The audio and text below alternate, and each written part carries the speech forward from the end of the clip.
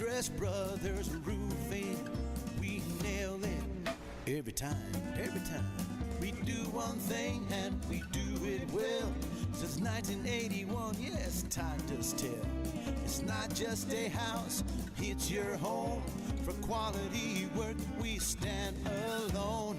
Andress Brothers Roofing, we nail it every time. Quality guarantee, Andress Brothers Roofing, every time.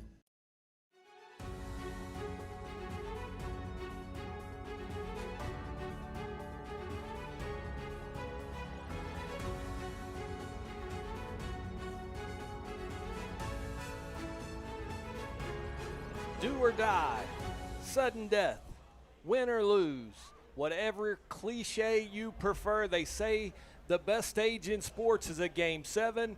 Well, in high school baseball, it's Game 3, and we have that here tonight in the regional semifinals from Hunter Field in Abilene, Hardin Simmons University. It is Shallowater against Bowie for all the marbles in the rubber match of this 3-game series to decide who will play Brock for the Region 1 championship. Welcome to the Andress Brothers Roofing pregame show. I'm Donnie Hart. The Shallowater baseball team has put itself in position to take that step to get the rematch against the Brock Eagles. But to do so, they got to come up with a big Game 3 victory over Bowie, who sort of shocked the Mustangs yesterday up in Amarillo. Shallowater had been riding high, playing well, 7-0 in the postseason. Looked like they were going to sweep their way to the Eagles. Not so fast, my friends. Those boys from Bowie figured out a way to get that Game 2 victory and force Game 3. And so joining me tonight on the broadcast is my partner in crime, David Blackburn. And David, what a setting. All the stages are set. The pressure ratchets up. This is going to be a lot of fun. It is, Donnie. Reminds me a lot of last year, too. If you'll remember, the Mustangs went down to Midland, took Game 1 from Jim Ned. Jim Ned bounced back, took Game 2, forced a Game 3 to decide this very round of the playoffs. So very similar situation here. A lot of these guys were in that game last year, and they know what it's like. I know they're disappointed in the outcome yesterday. They backed the Jackrabbits into a corner, beating them in Game 1. And to the Jackrabbits' credit, they came out firing on all cylinders yesterday. Really hit the ball well, did everything right. And to be honest with you, our Mustangs weren't at their sharpest yesterday. And so it'll be interesting to see how they bounce back from that today. Yeah, absolutely. And, you know, there were a couple of things different about that game yesterday that we've seen than what we've seen in the recent weeks. You know, first of all, it was the first game that you had where school was out. It was a 10 o'clock start. So it was a little bit earlier start than most of them are accustomed to. I know, you can get some of those early starts in tournament games and different things throughout the season, but it's been a while since they've played an early game like that. And then you had the distraction of graduation pending and all those things, and you also had sort of the feather in your cap that there would be a Game 3 if you needed it, so it wasn't do or die for you. There was much more urgency, it felt like, in that Jackrabbit dugout, especially early, and they jump on us 9-2, and that's just kind of a mountain that the Mustangs couldn't overcome. Yeah, all those factors, Donnie, and then factor in just it's baseball. Yeah. Yeah, it's baseball. That's why typically in these playoff situations, it's not a one-game deal. It's 2 out of 3 because in one game anything can happen. And I think we saw a little bit of that yesterday. And talking to some of the players after the game, of course, they were disappointed, but I like their outlook on it. I expect them to come out to be ready to go. One thing about it, when you come into yesterday's game with only one loss on the season, you don't have a lot of history to look at to see how the Mustangs have bounced back from a loss. But when you do, I look back to the loss they had earlier this season, 3-1 loss to San Angelo Lakeview, their only loss up till yesterday. Mustangs bounced back later that day with 11-1 victory to kind of recover there. So you can't tell much by that. They haven't experienced that a lot, but they have shown that they are resilient and know what needs to happen to get a win. Well, we have a lot of seniors on this Shallowater baseball team, and that graduation ceremony in Shallowater last night was obviously really special for a lot of these guys, and their teammates came out. I saw a bunch of the underclassmen in the stands to support their teammates in graduation, and But you're right, there was a different look in their eye. It wasn't necessarily a look like all was lost, though. It was sort of, they had a little red in the eye, a little fire in the eye, like, they couldn't wait to get to this spot and get this game going. Oh, I agree. Like I said earlier, they were disappointed in the way that game went on many levels. They just knew it wasn't their best performance. I think they're anxious to get out there, play their Mustang brand of baseball, and then see what happens from there. It's got them this far all season, and like you said, 11 seniors on this team. They've got a lot of leadership on the team and good team chemistry out there, and I really expect that they're going to be able to pull things together today. Yep, so just to recap and let you guys in on how we got here. Shallowater won game one on Thursday night. It was 6-2, got the win. Chase Blackburn gets the win for the Mustangs, goes the distance, pitches outstanding. The Mustangs take that 1-0 lead. We come back yesterday, 10 o'clock starts, both games up at Hodgetown in Amarillo, and it was the Bowie Jackrabbits with a 14-7 victory as Matthew Haney takes his first loss on the season for the Mustangs. And that one, Swearingen was outstanding for Bowie yesterday. The little crafty lefty kind of kept the bats off balance and did enough to get the victory. But that's how you get to a 1-1 record in this series in a split, and so it puts all the marbles on the table for this. And it's also interesting to note, you get into a situation where it's do or die. You've had some people that, you've had some injuries, you've had some things. There's going to be some shakeups here in the lineup tonight as, the Mustangs are going to adjust the lineup, let Gannon Moore really focus on his job on the hill because he'll get the ball for game 3.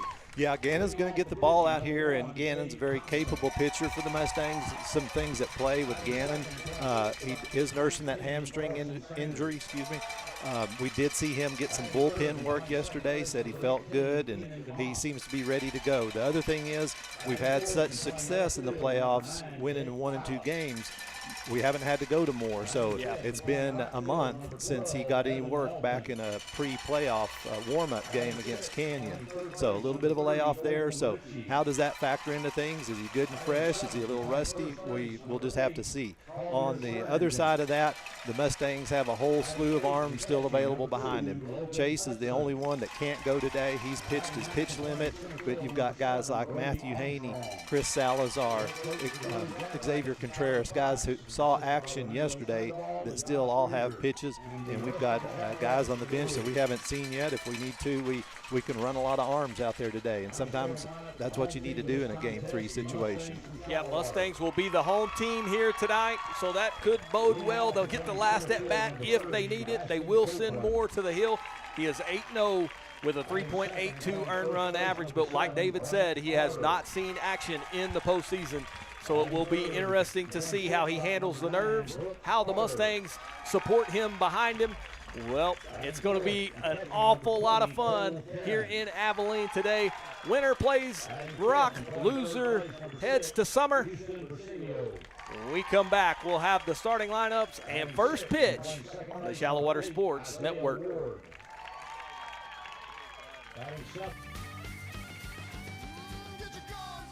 When you hear the hail and the thunder, you don't have to wonder who to call. Call the Paint Doctor.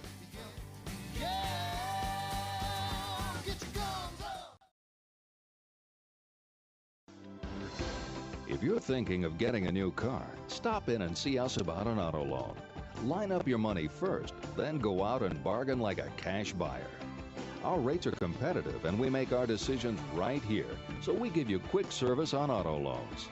Auto loans, we do them well. We're First State Bank of Shallowater, member FDIC.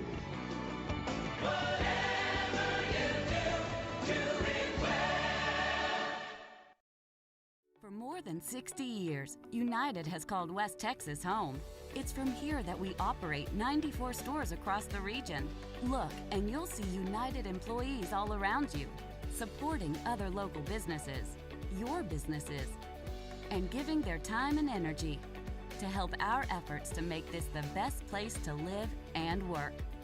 We are West Texas, and West Texas is united.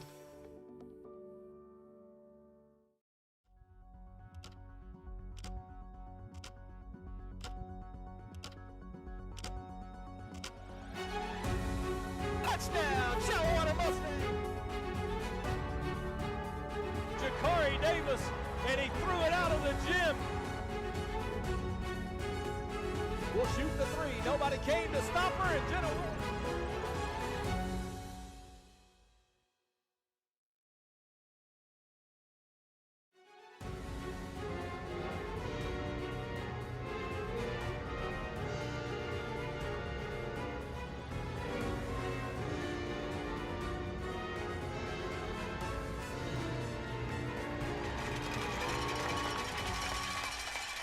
Welcome back to Hunter Field. Donnie Hart and David Blackburn on the Shallowater Sports Network as we get set to go here for Game 3 of the regional semifinals between the Shallowater Mustangs and Bowie Jackrabbits. And as we mentioned, Shallowater will be the home team for tonight's game. So let's take a look at the batting order first for Bowie.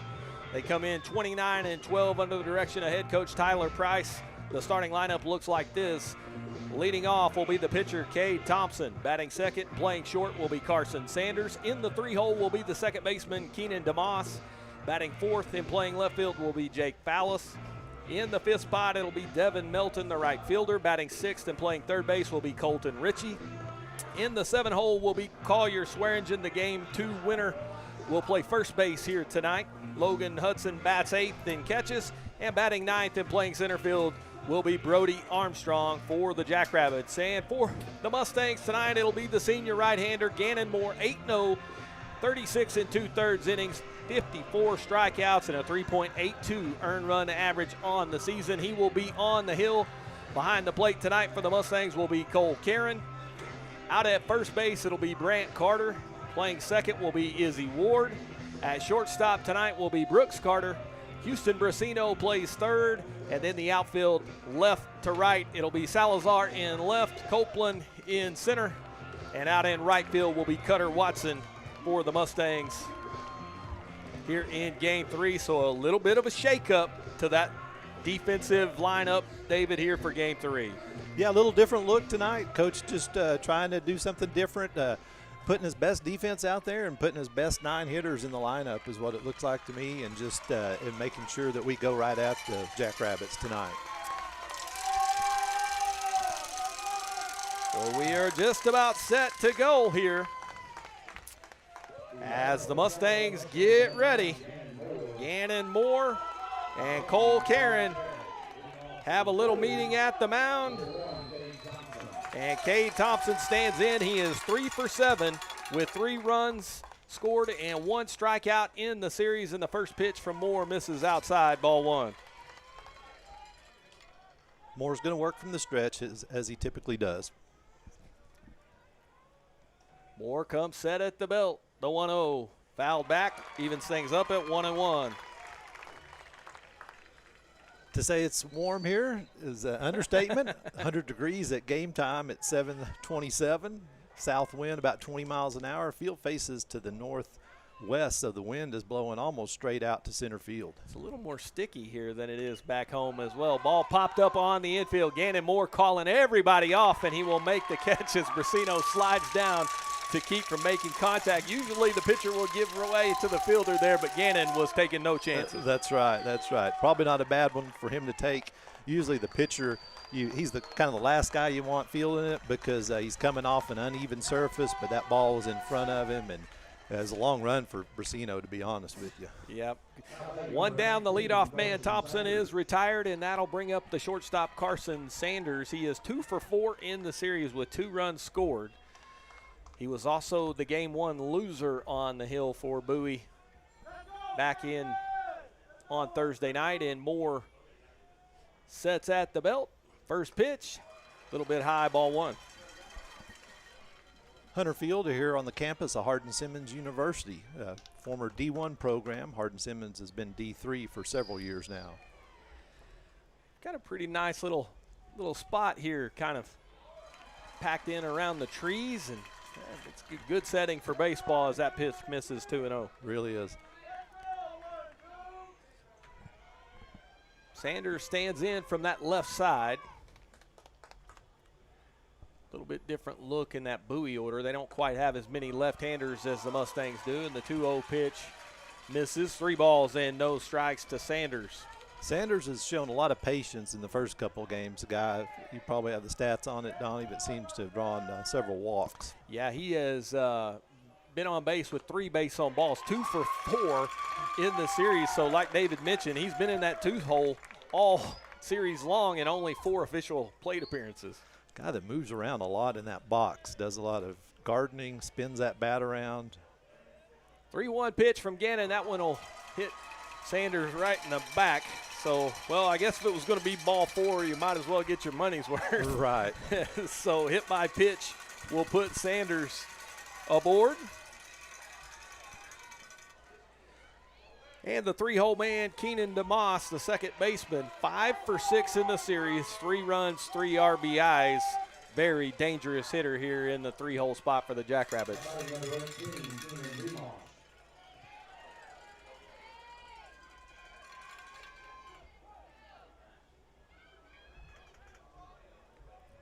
Moore will check in. Grant Carter with a little deke move over there at first base. Grant likes that. He likes it. Grant, he likes to fool those guys over there at first. He's a character. He brought that one out a little early tonight. We saw him fool a guy on that earlier in the playoffs. We sure did, Brant.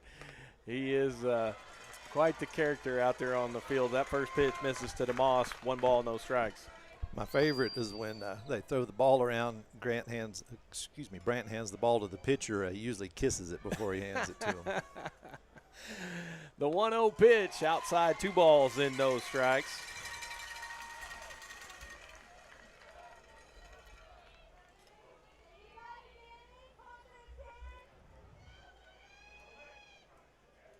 Moore checks on the runner, kicks and fires. That pitch off the outside corner, 3 balls and no strikes.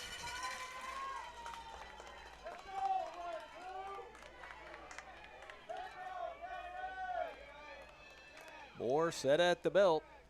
The 3-0 to DeMoss is in there for strike 1.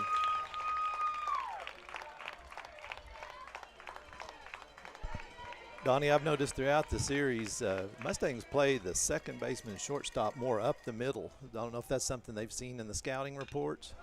Pop into center. Couple of steps in for Copeland, and he'll make the catch.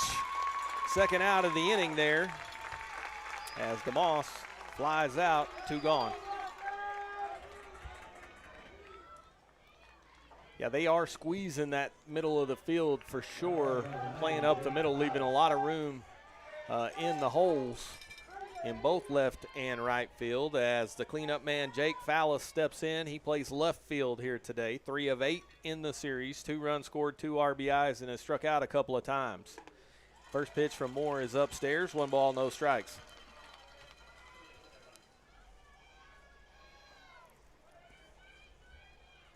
Sanders staying put at first base. Moore has done a good job holding him close, and a little check in there. Sanders able to get back safely.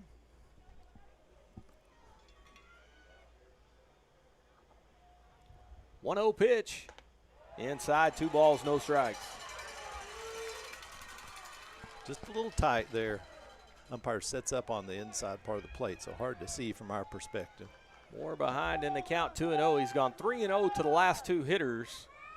Eventually led to Sanders reaching, but he did retire DeMoss. The 2-0 lifted in the air to right field. Watson will charge, let it drop, play it on a hop. So 2 out single to right as Cutter couldn't get to it.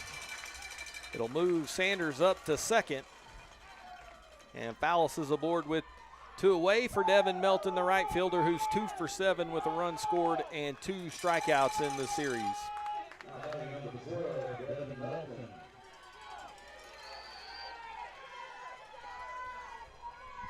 Thought when that ball came off the bat, it might carry far enough out there. I was surprised it didn't get there. Yeah, the way that wind's blowing away from us here at the press box, you would have thought there would be some carry on it. Certainly carried at Hodgetown yesterday as the wind played havoc up in Amarillo. A little surprised to see it this gusty down here in the south at Abilene. Normally not quite as breezy down here. 1-0 pitch. Downstairs, 2 balls and no strikes, and Melton's ahead in the count here.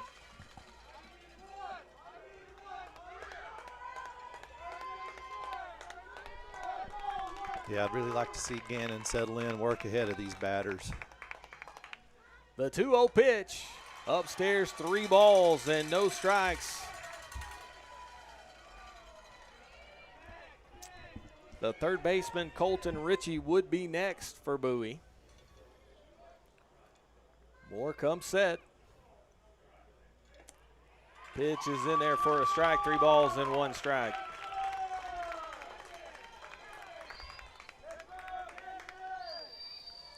Moore trying to kick a little rust off, deal with some nerves. The 3-1 fouled back, and that'll fill things up here. So with 3-2 count coming with 2 outs, you'll start the runners here on this next pitch to Melton.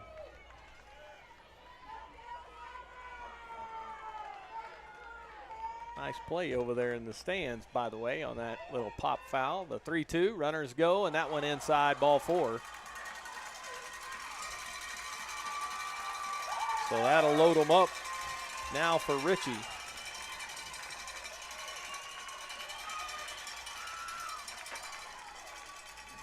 So some early traffic on the mound, or on the base pass for Bowie, and we'll have a quick visit out to the mound from Carter and Karen just to settle down Gannon. Yeah, Gannon's working from behind. On that one, he battled back, got it to a full count, but then unable to complete the deal. Bases loaded, 2 outs.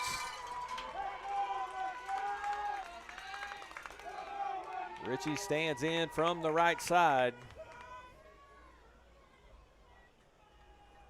First pitch from Moore, line drive, right center field. It's in the gap. 1 run will score. Being waved to the plate is Fallis. He will score as that ball goes to the wall. 3 runners coming in. Ritchie on his way to third, sliding in safely with a bases loaded triple.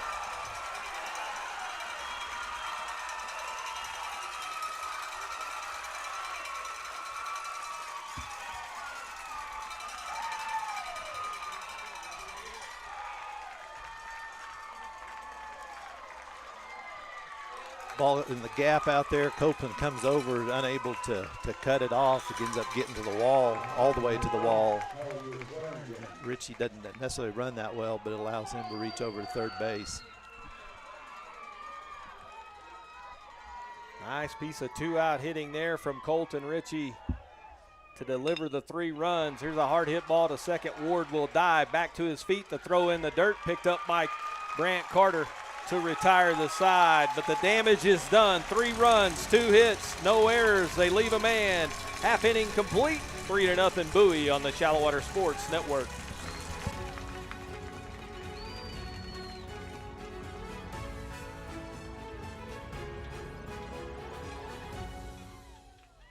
Life has been anything but normal. The future is unknown and the uncertainties are plenty. But a farmer deals with this every year, and they keep working hard. At People's Bank, we strive to live out those same values. It's easy for a banker to be there in the good times. But at People's Bank, we're there when the rain isn't falling, the wind keeps blowing, and the drought continues. People's Bank, a bank in the people business.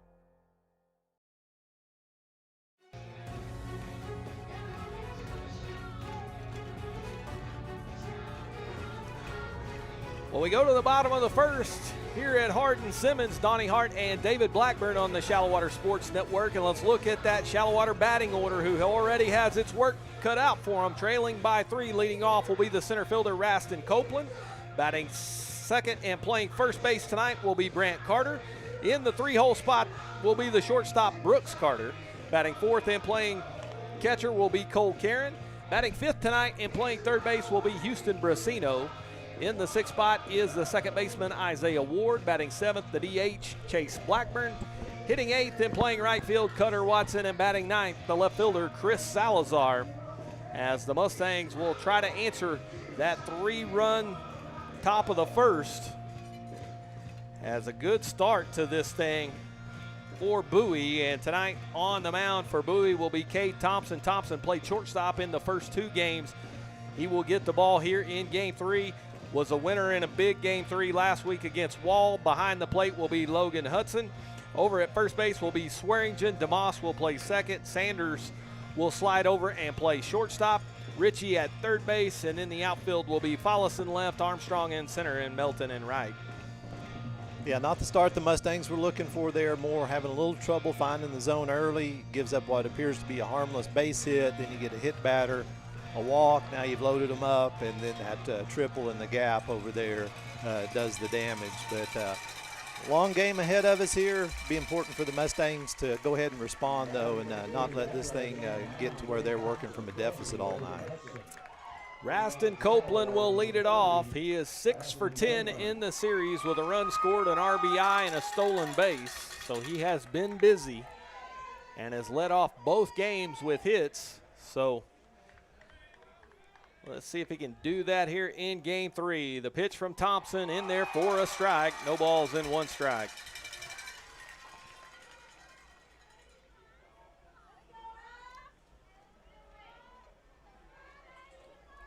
Oh, 1 pitch. Swung on and missed, nothing in 2. Copeland just got a piece of that curveball. Yeah, I couldn't tell if the catcher dropped it or if it went right under him, but from my perspective, so the 0-2 pitch here from Thompson. That one tapped foul, and Copeland stays alive. Looked like another breaking ball. Copeland just gets a piece of it. Raston is awfully active. We talked a little bit about how much Sanders moves around in that box. Raston, he's already headed down the first baseline about halfway through that swing. That pitch just off the outside edge, 1-2. Catcher sets up out there. Pitcher Thompson hits his location there, but just a little off the plate, trying to get him to go for something out of the zone with 2 strikes. The 1-2, that one in the dirt, 2 balls in, 2 strikes.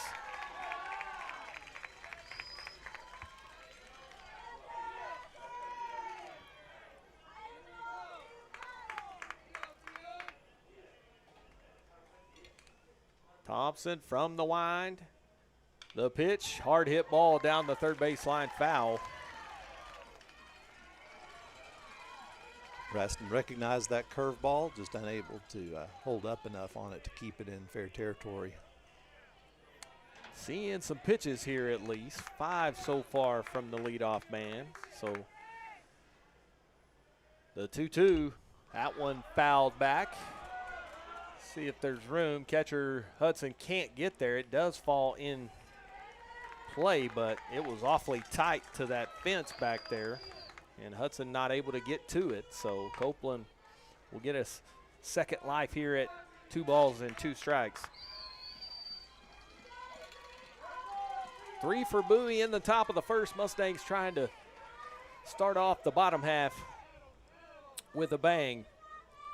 2-2, hard hit ball to third. Ritchie with a nice play. The throw to first in time, as the umpire says Swearingen kept the foot on the bag. 1 gone.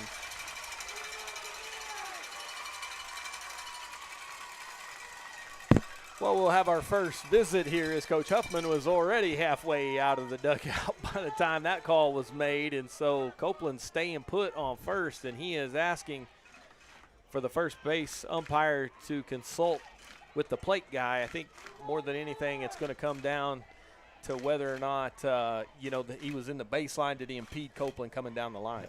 Yeah, I think they really need to talk to that second base umpire, because they're looking at whether he came off or not. Oh, and, okay. I saw Coach Jones signaling that down there. He was showing about a foot off. Oh, so okay. I don't know. We'll see. That umpire over there at first, he's a little different angle, and so. Yeah, we're looking at a replay here now on the Shallowater Sports Network. Ooh, yeah, he comes back across in foul territory, but first base umpire was right there on the foot, it looked like to me. They're going to stay with it. Yep. Yeah, tough to tell from the angle that we have. Obviously, if you back up your live stream, you can't really tell if that foot comes off the bag or if the toe stays, but the one thing you could see, though, was the first base umpire with a really good look at it. He's right on top of it, yeah. Yeah, so 1 away, and here's Brant Carter. 3 for 8 with a couple of runs scored and 2 RBIs and a stolen base in the series. Brandt asking for time, not granted. Thompson from the wind. Pitches downstairs 1-0.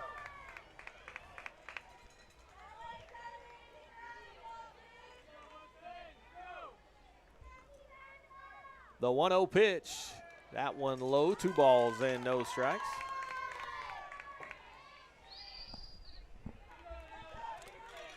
Umpire going to deliver that ball to Thompson there. A little conversation.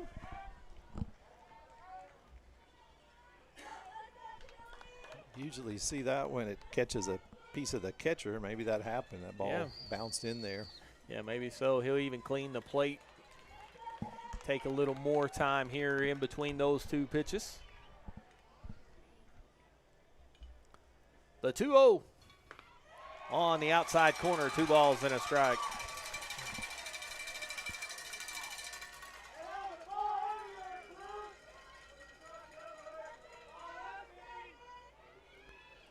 Two-one pitch from Thompson. That ball lifted foul out of play, so that count evens up at 2 balls and 2 strikes. You know, David, we were talking a little bit off the air, you and I, before the game. You know, these Bowie pitchers, they all kind of look the same. There's not a big difference in velocity or repertoire, all that different stuff. Really not. No fireballers, anything like that. They just keep you off balance. Put the ball in play, and a lot of strikes. Yeah. And that one fouled back. That's the other thing. They've thrown a lot of strikes, not many free passes. You've touched on that a little bit along the way. Carter stays alive here. 2-2, 1 out. In the bottom of the first, Thompson. That pitch fouled away. We'll do it again. Ballpark here at Hunter Field, a pretty deep park. 335 down left field, 330 right, 400 straightaway center, 380 left center, 365 to right center. Yeah, you lefties always get the breaks. They shorten it up out there in right center. Why do you think that is, Donnie? That does seem to be the case. I think there's fewer of y'all, more influential. You guys are just smarter than us. You got that the correct side of the brain working. The 3-2 pitch.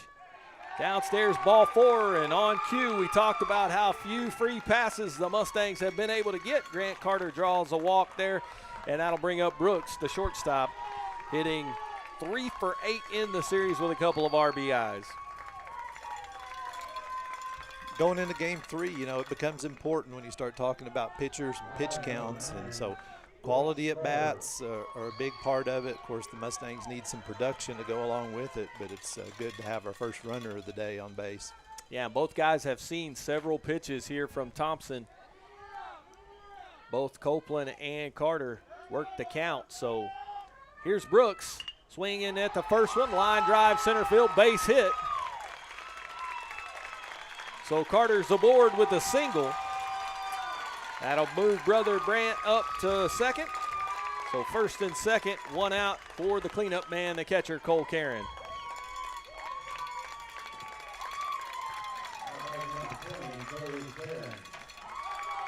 Caron 2 for 7, a little bit below his postseason output coming in, but has a run scored, an RBI, and hit a ball really hard at Hodgetown in his last at bat. Almost drove it out of their opposite field. Got the ground rule double, and he'll take the first pitch for ball 1. Not a surprise there. That first pitch was a curveball. I was just glad to see Cole lay off of it. Like to see him be patient here. 1-0 pitch. That one upstairs, 2 balls and no strikes.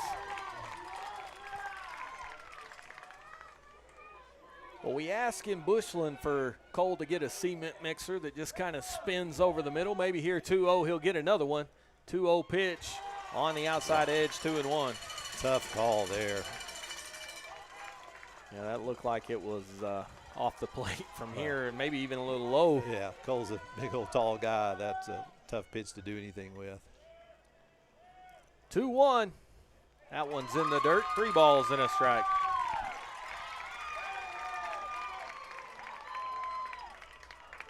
Cole's showing a lot of patience up there. 3-1 count, his count right here.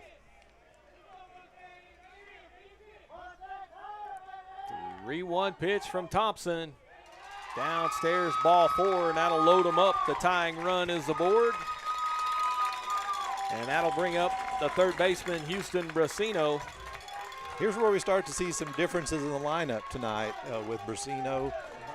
He's going to bat in the 5 spot tonight. Yeah, and he comes in 3 for 7 in the series after an 0 for in game 1. Had 3 hits yesterday. So he is swinging a hot bat. Ryland Blackburn will run for Karen as the tying run over there. So get a little more speed on first base. The Jackrabbits got a 2-out bases loaded triple in the top of the first. The Mustangs have loaded them up here in the bottom half. Let's see if they can get some similar luck as Brasino stands in. First pitch from Thompson upstairs. 1 ball, no strikes.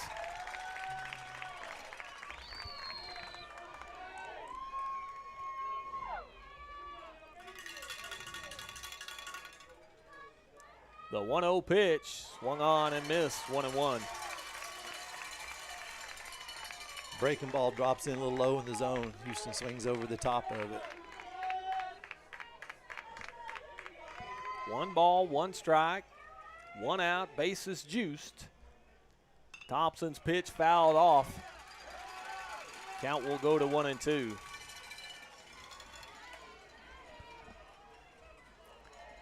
You know, David, we're going to play this game at night with this 7:30 start. We're going to need the lights here. I wonder how long it takes these lights to come on because they are totally off right now. Yeah, probably some older lights, too, just looking at the towers.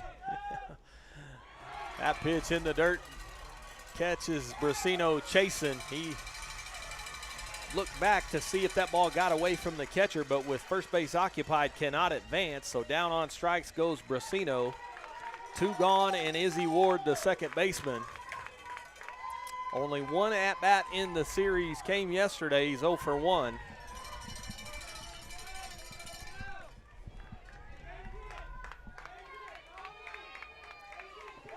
He's a good hitter, got a lot of pop to the bat, just hasn't seen the ball much lately. Thompson trying to wiggle out of trouble. Pitches off the plate, 1-0.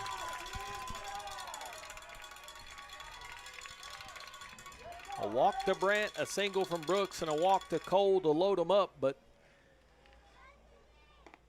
Mustangs haven't been able to play to run there, but Ward's ahead and they count 2 balls and no strikes.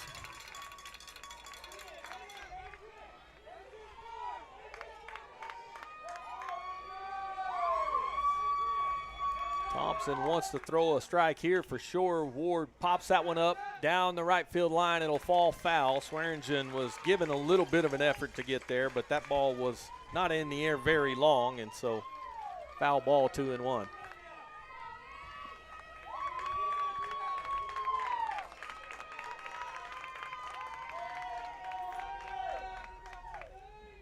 Two-one pitch.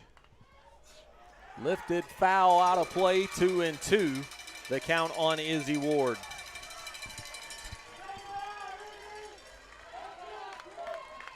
If Ward can reach the designated hitter, Chase Blackburn would be next. 2-2 pitch. Got him swinging. Thompson's out of trouble with a couple of strikeouts. The Mustangs leave them loaded in the bottom of the first, and it's Bowie 3-0 on the Shallowater Sports Network.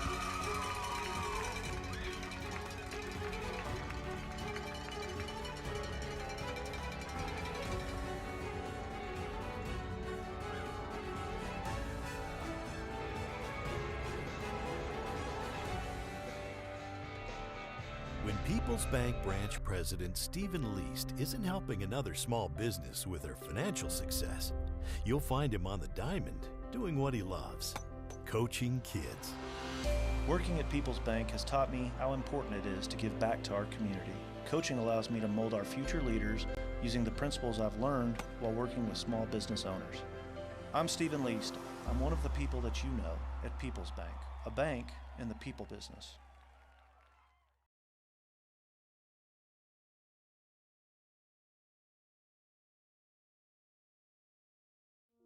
Our financial world seems to be forever changing, and that's why you need quality, personalized financial advice. Bennett & Trice, PLLC, provides individual and business clients with expertise that range from taxes, management, and accounting services to more in-depth services such as compiled and reviewed financial statements and litigation support. Bennett & Trice, 6807 Indiana Avenue, Suite 200. Call them today at 806-589-5111.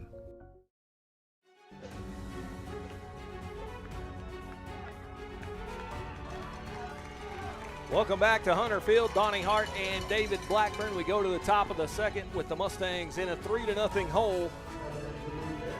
It'll be 8-9-1 here for Bowie as Logan Hudson, the catcher, 2 for 7 on the series with a run scored and a strikeout. And Gannon Moore's first pitch swung on, lifted, foul, out of play, 0-1.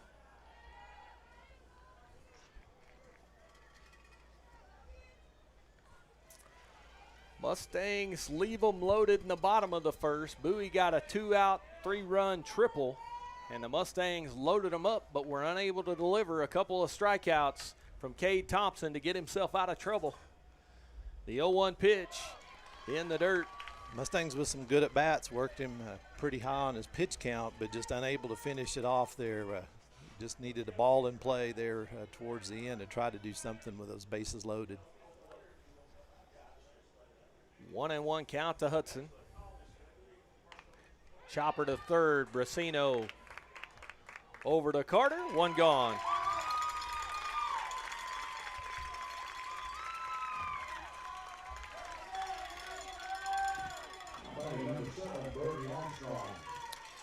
Here's the center fielder, Brody Armstrong, 2 for 7 in the series, but his biggest contribution is he's been stellar out there in center. Mustangs have gave him plenty of practice, and Armstrong continues to make plays, takes that pitch downstairs, 1-0.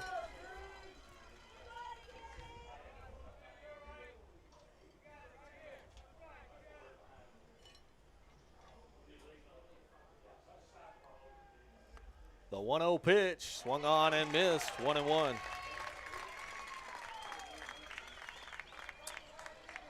See some blue and gold in the stands tonight, David. I saw that too, some interested parties out here. Yeah, those aren't Friendship Tigers sitting over there, are they? No, they're trying to get a sneak peek on who they're going to play next. Although I do have to give a shout out to my old Friendship days, my former head baseball coach at Friendship back in the day, Steve Coleman, now the head man at Hardin Simmons. Ground ball down the third base line, fair ball. Salazar over to cut it off, and Armstrong cruises into second with a 1-out double to put another runner in scoring position here for Bowie. And we'll go back to the top of the order with Cade Thompson, the pitcher who popped out to the mound his first time. Coach Coleman was telling me he's been here for 23 years now, David, and you know what that means, don't you? Yeah, I hate to say it. Means I'm old. You're old. Yeah. That pitch is in the dirt, 1-0. Just like me, I was talking about playing high school playoff games on this field here. That's been a long time ago. Yep, it sure. Well, it seems like yesterday. I you know, they say you're only as young as you feel, David. I feel about 17 again. There you go. That's what matters. That's right. Ooh, that pitch, they roll inside. Shallowater crowd not thrilled with the zone tonight. 2 balls, no strikes. Moore will try to work from behind here. The 2-0, that one in there for a strike, 2-1.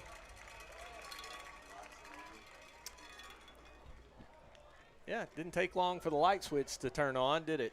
I had all that concern. They got it. Just simple turn, flip the switch. Don't worry. Pitches upstairs, 3-1. The count to Thompson. Runner at second. First base is open, but don't want to put runners on the base pass here. The 3-1. Ball 4. So Thompson's aboard. Second walk allowed by Gannon Moore. He also has hit a guy, so 3 free passes, and Coach Huffman going to come check on his right-hander just to make sure, as with a 3-0 deficit, you know, this is a situation, David, where, you know, you want to give a guy a chance to work himself out, but you can't go too long. Don't want to put yourself in a situation you can't dig out of. For sure. Like I said, we've got a lot of arms out there, and I have a feeling that any of them out there will have a pretty short leash tonight for that exact reason. Runners at first and second with 1 out. And Carson Sanders, who was hit by a pitch and scored a run in the first, stands in. We talked about it. Sanders he has been able to see a lot of pitches, just four plate appearances so far in the 3 games, but he has spent the entire time batting second, and the Rabbits have been through the order several times, so he is a patient hitter. And with Moore scuffling a little, he'll probably see a few pitches here just to make sure Gannon is right. That pitch inside 1-0.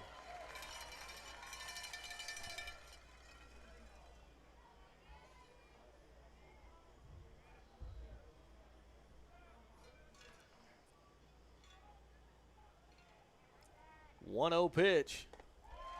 Outside 2-0. Sanders just spit on that one.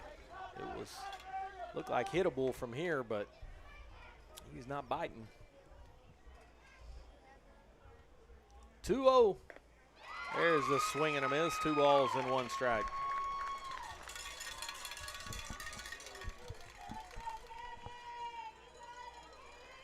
Mustangs need a ground ball here, something they can roll 2 on. That pitch is lifted back out of play. Count evens up 2-2.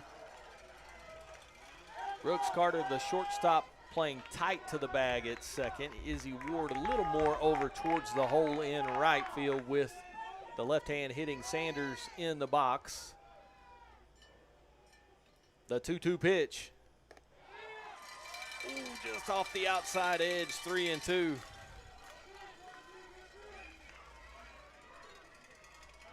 Man, that's a heck of a take there. 3-2 pitch. Fouled back. We'll do it again.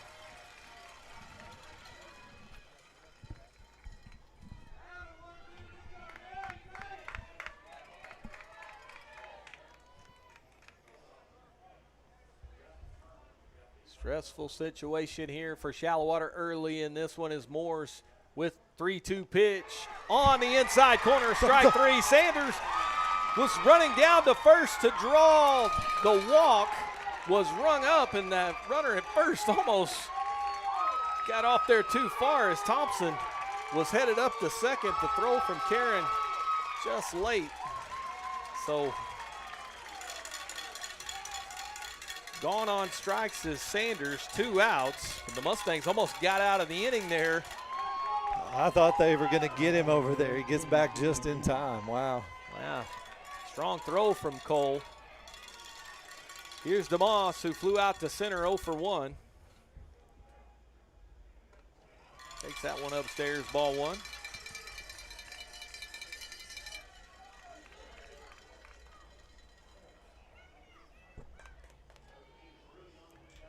Moore comes set at the belt, the 1-0.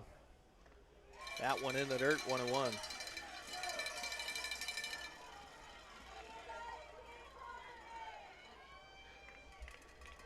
That was a delayed called strike 3. Almost cost the Jackrabbits there. Carter with a little bluff behind the runner at second. Pitch is down. 2-1.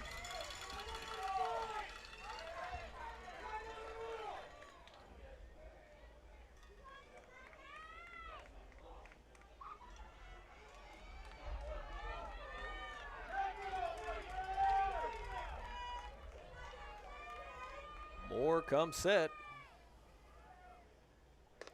Pitch is inside, ball 4. Thought that one was a strike there. But Board was right. Ball 4. Third walk for Gannon. He has also hit a man, and that loads him up as Thompson makes his way to second. Armstrong over to third. Ballas, the cleanup man, singled his last time and scored a run. 1 for 1. Bases juice for the second straight inning. Swung on and missed, 0-1.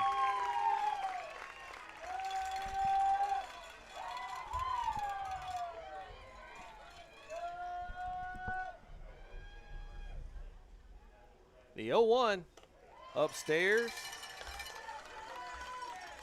1-1.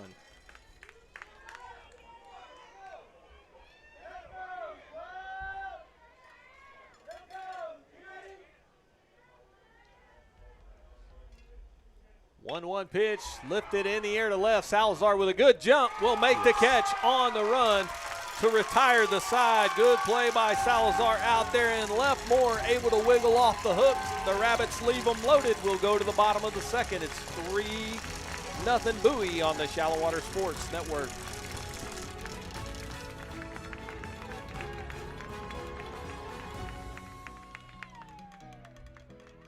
Gatherings or construction projects, big or small, call the experts at Forza Site Services.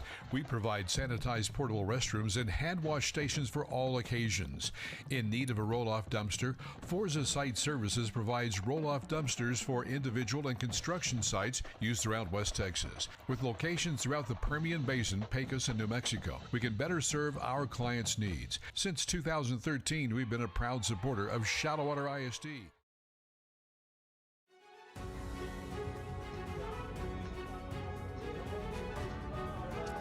Welcome back to Abilene. We go to the bottom of the second.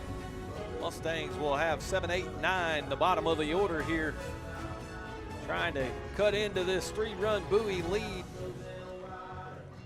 Yeah, Donnie, we've played an inning and a half, and each half inning, both teams have loaded the bases so far. So a lot of activity on the base paths, a few hits, walks mixed in there. As you mentioned earlier, it's made for some pretty tense moments. Yes, I know, especially for a guy with a lot of skin in the game. And if you notice, in those tight situations, my partner over here, he, like I said, he's got more skin in the game than most, so he tenses up a little bit. So you'll have to bear with me. I do most of the talking when I see him over there. It's funny, I don't have as much to say in those situations, Donnie. I don't blame you, man. I don't know how you get a word in. Anyways, here is Chase Blackburn. Speaking of, 1 for 7 in the series, 2 runs scored, stole a base. Also was the game 1 winner and takes the first pitch, ball 1. Yeah, I'd like to see us get a leadoff runner aboard here, put some more pressure on the Jackrabbits. 1-0 pitch on the inside edge, evens things up at 1-1. For those of you who were not in attendance, Chase's speech last night at graduation was outstanding. Quoted the great Babe Ruth and rockets that one down into the right field corner foul, 1-2. Yeah, it was pretty good, wasn't it? Jake said that's the best speech he's ever heard at graduation. And being a Warren, I think he's probably been to a few. The 1-2 upstairs, 2-2. Well, thank you guys. That was a proud moment. We enjoyed getting to witness him and all of his accomplishments academically. I got to say this, I'm a crier anyways. He probably teared up a little, and that one on the inside edge, called strike 3, and down goes Chase. Third strikeout for Thompson. A couple of those pitches, fastballs, called strikes on the inside part of the plate. We haven't seen that as much out of this umpire, but gets 2 calls on that one. Cutter Watson, the right fielder, is 3 for 7 with 3 runs scored and 2 RBIs in that 8-hole, and he's down 0-1. Thompson has struck out the last 3 he has faced. Got himself into a bases-loaded jam in that top of the first. A couple of strikeouts got him out of trouble, and he's got the leadoff man here. The count 1-1 now to Watson.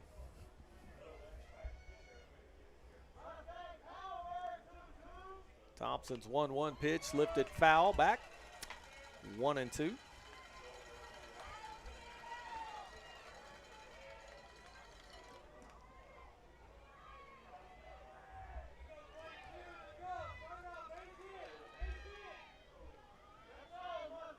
The 1-2 pitch.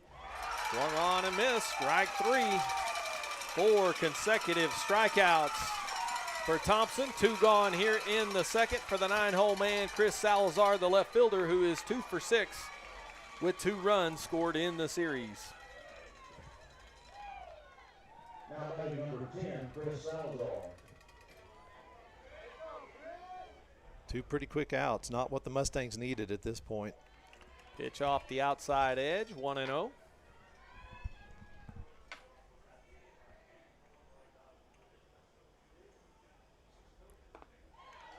The 1-0 downstairs, 2 balls and no strikes.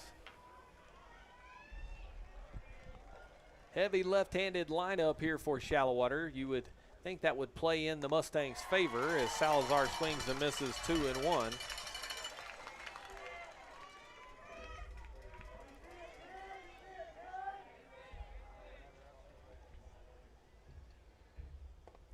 That pitch in there for strike 2 to even things up at 2-2.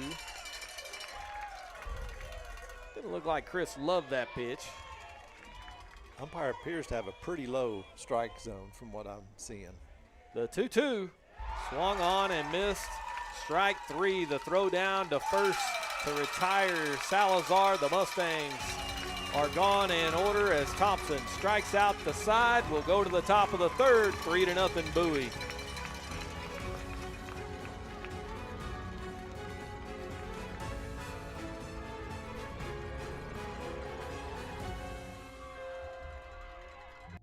Walk On Sports Bistro puts everything we've got into bringing you game day with a taste of Louisiana.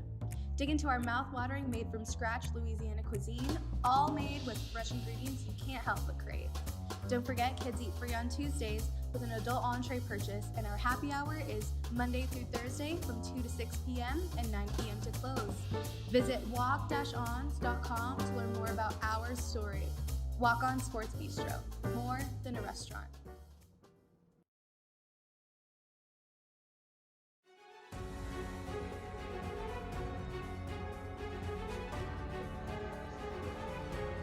Welcome back to Abilene. We go to the top of the third. It's 3-0 Bowie, and Gannon Moore will still be on the hill here. He'll have 5, 6, and 7 in the Jackrabbit order.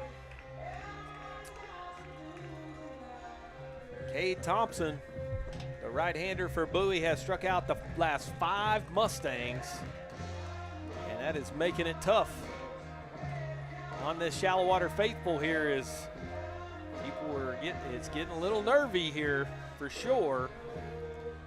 Yeah, we worked him pretty hard that first inning, made him throw a lot of pitches, didn't have anything to show for it, and then that inning, 3 up, 3 down, as you mentioned, strikes out the side. Certainly not what the Mustangs needed at that point. Still a long way to go, though. A lot of baseball left to play as the right fielder Melton stands in. Walked and scored a run in the first. First pitch from Moore in there for a strike, 0-1.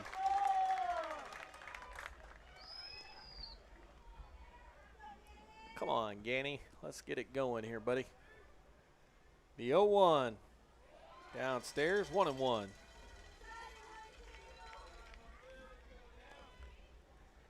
Gannon Moore, for you folks at home, that's a name you hear a lot during football. He has helped with the stats and traveled around helping with these broadcasts and live streams, so we're rooting hard for Gannon. Line drive to left, base hit in front of Chris Salazar, the left fielder. So Melton's aboard with a leadoff single. Not that we're not rooting for all these guys in red and black, but you help us out, you know, you get a special place in our heart as Richie stands in, and right now he's been the man of the moment. That 3-run triple back in the first, the difference in the game here.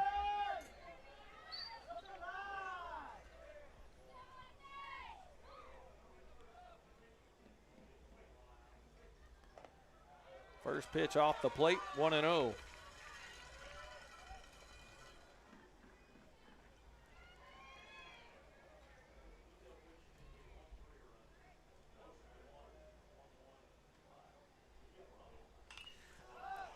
high pop-up on the infield. Brasino drifts over towards short to make the catch, one away.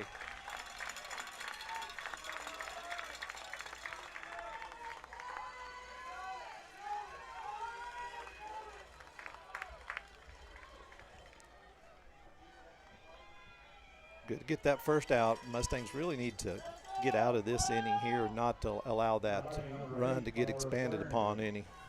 Yeah, you see that wind playing havoc with those pop-ups. They were an adventure yesterday as Moore's throw over to first. Diving back in is Melton Swearingen. The first baseman grounded to Ward to end the first inning. He's 0 for 1. Take another one here. Maybe we could turn two. There's one lifted in the air to right center field, way back to the track wall and out of here.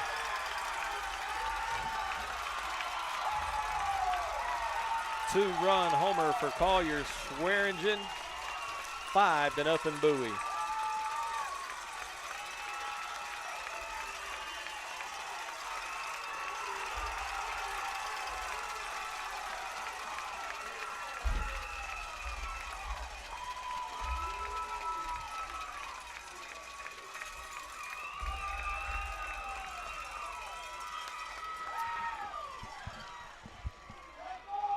Well, I will say this, David. This does not look like the team we saw on Thursday night. These guys swung the bats like crazy yesterday in Amarillo, and that has carried over here in the first couple of innings in Game 3 as Moore now will work to the catcher, Logan Hudson. And Hudson fouls it back 0-1. Yeah, sure has. They're swinging it well again tonight.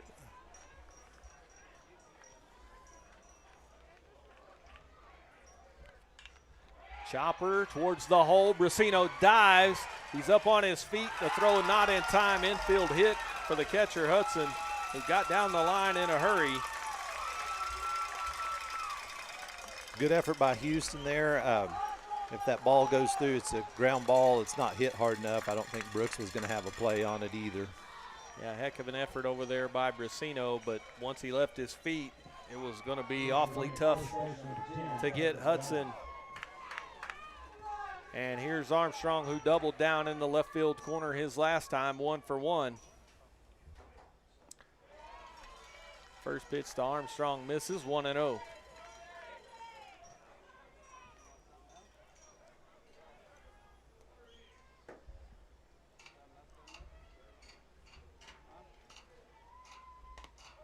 Pitch inside, 2 balls and no strikes.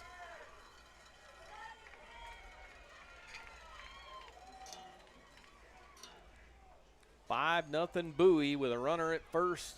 1 out here in the top of the third. Moore sets. Pitch bounces in the dirt.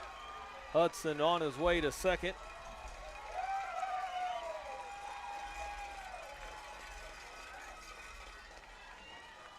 So the runner will move up on the wild pitch.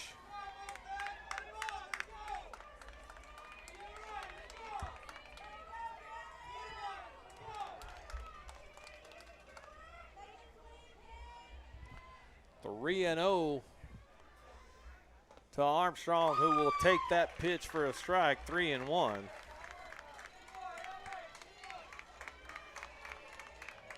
Gannon Moore trying to dig deep here. The 3-1. Cued to first. Carter dives, makes the catch. The throw to second, doubles off the runner. What a play. Just what the Mustangs needed to get themselves out of trouble.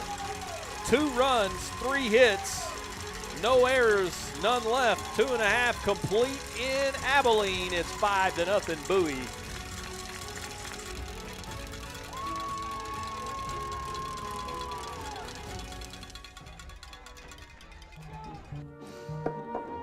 Honey, can we please just call D&K Hunt? I can do this.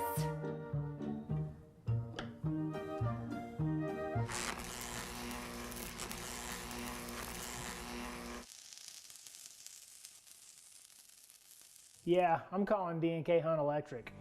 When you need electrical work done, leave it to the professionals and call D&K Hunt Electric, 806-866-9911.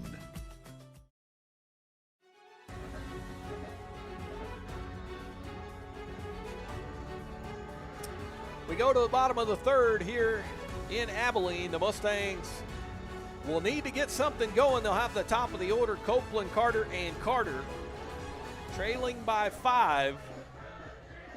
Yeah, Donnie, the Mustangs just need a spark somewhere to get something going, and maybe it's a defensive play like that that gets it going. A really nice play by Brandt to stab that ball and double off that runner over there at second base. Damage already done a little bit, though, a couple more runs, but you never know. Maybe that's what it takes to get things going.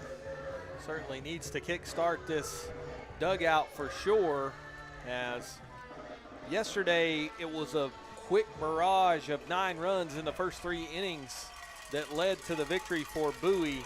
They have jumped on Shallowater here with 5 through the first 3 times at bat for the Jackrabbits tonight, and they've been able to hold the Mustangs off the scoreboard as Cade Thompson, the right-hander, who's working with 5 consecutive strikeouts to his credit.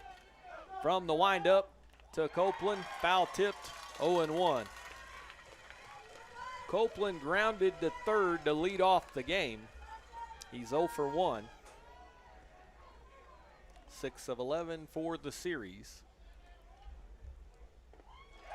Pitch on the outside corner, 0-2.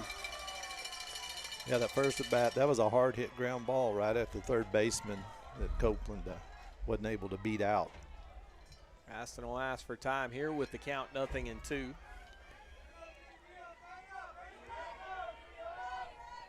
What do you say, 3-0? 0-2 pitch. Line drive right back to the mound. Nice play by Thompson, 1 gone.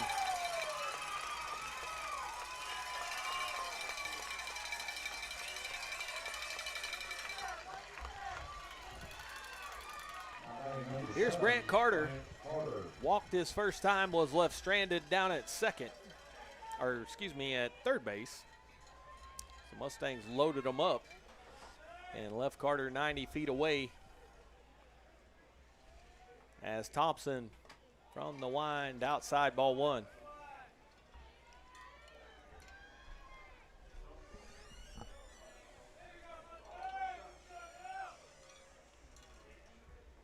One-0 pitch, downstairs 2-0. Yeah, see if the Mustangs have any better luck second time through the lineup here. Copeland able to get a bat on that ball, just right back to the pitcher. 2-0 pitch, lifted in the air to left center field. Long run for Armstrong, who dives to make the catch, and talked about him a couple of innings ago. He has been terrific in center and makes another play there. 2 away for Brooks Carter.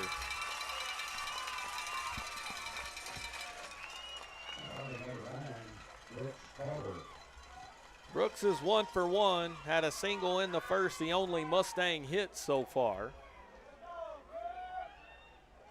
Was a part of the 3 runners left on base in that bottom of the first. And Thompson from the wind, big swing and a miss, 0-1.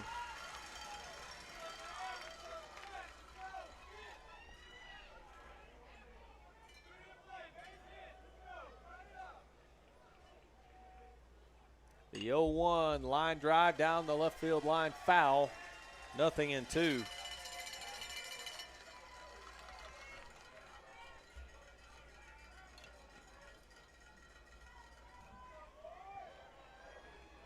No balls and 2 strikes.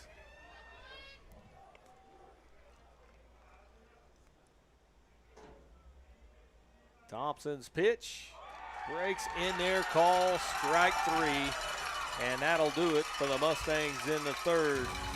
Everything going right for Bowie.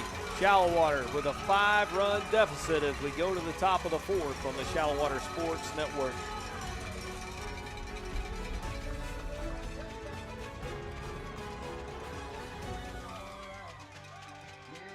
Our financial world seems to be forever changing, and that's why you need quality, personalized financial advice. Bennett and Trice, PLLC, provides individual and business clients with expertise that range from taxes, management, and accounting services to more in-depth services such as compiled and reviewed financial statements and litigation support. Bennett and Trice, 6807 Indiana Avenue, Suite 200. Call them today at 806-589-5111.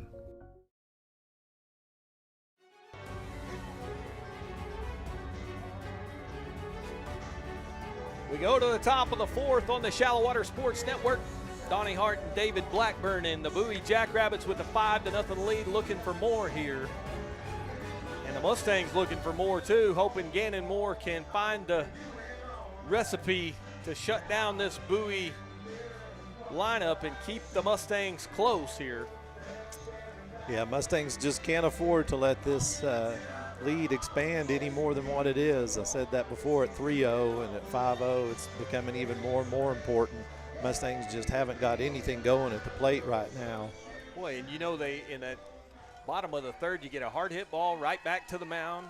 You get a ball in the gap that the center fielder makes a great play on. Right now, Old Man Mo is wearing maroon, and the Mustangs need to figure out a way to get him switched over to that third base dugout. As Gannon Moore, time called at the plate. And let's see, there's an issue out in the outfield as Copeland is alerting the second base umpire of something going on out there. Don't know if there's a reflection or a light or something that he is seeing. That second base umpire is gesturing to the crowd over here. Let's see. Okay, well, guess the issue is solved. And so here we go in the top of the fourth as that ball lifted down the right field corner. Watson moving over towards the line to make the catch. Will retire Thompson, the pitcher. One out, and the shortstop Carson Sanders steps in. He has been hit by a pitch, scored a run, and struck out. 0 for 1. Number 19, Carson Sanders. Well, Bowie had the top of the order up here in the top of the fourth, so this would be big for the Mustangs to shut down this Jackrabbit lineup, who has been clicking on all cylinders for about the last 10 innings here. And that pitch swung on and missed dating back to yesterday as they swung it well against Shallowater in game 2, and it picked up right where they left off.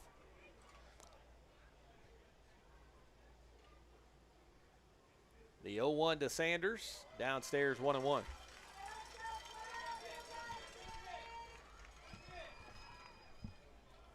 Yeah, they really have. The Jackrabbits are playing with a lot of confidence right now in all aspects of their game. Seems like everything's going their way, too. 1-1 pitch, upstairs, 2 balls and 1 strike.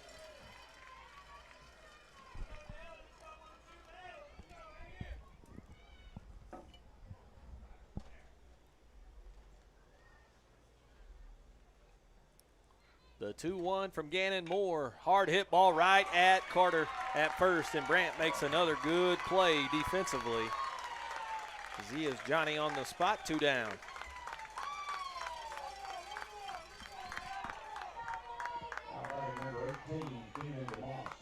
Here's DeMoss, flown to center and walked 0 for 1.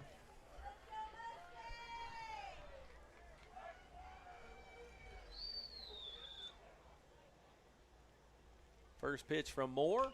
High fly ball down the left field line. Foul out of play. 0-1.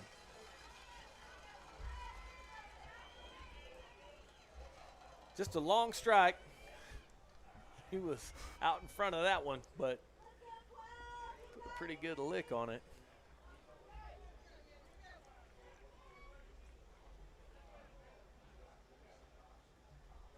Oh, 1 pitch.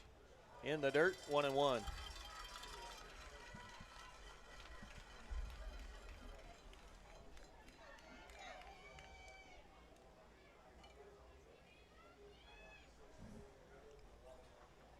The 1-1 pitch, high fly ball to left. Salazar with a long run. Can't get there, it'll fall foul. So count will go to 1-2. Long ways for Chris to run on that one. Now, it does stay in the field of play, just not where he can get to it.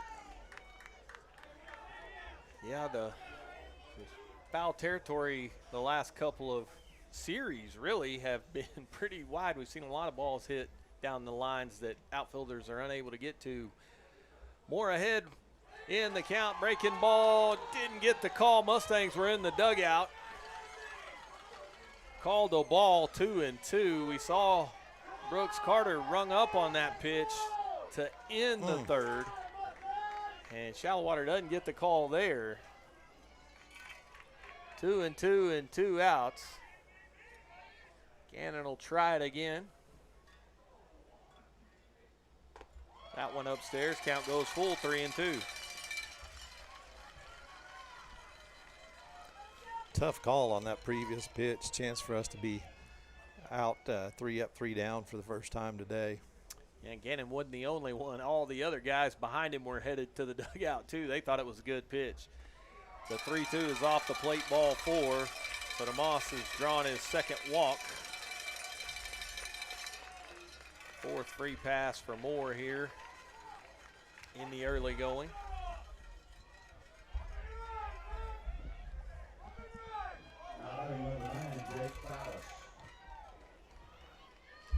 Jake Fallis, the cleanup man, singled, scored a run, flew out to left, 1 for 2. Big swing and a miss, 0-1. Got a battle back from that adversity of that no call there, as Moore thought he had strike 3. Lost DeMoss, now will work to Fallis. Try to get the Mustangs out of trouble, and he's away ahead 0-2 here.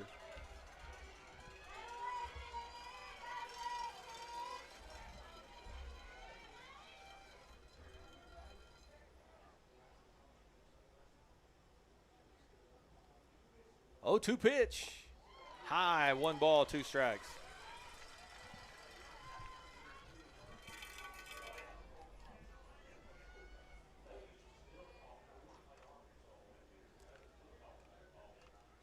DeMoss away from first. That pitch goes past Karen through the wickets. DeMoss will move up on the pass ball.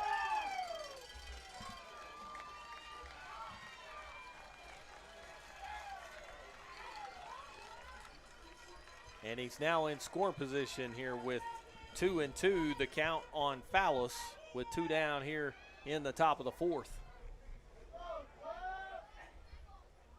2-2 pitch, line drive, right center field. Watson on the run, almost overran it, but makes the play.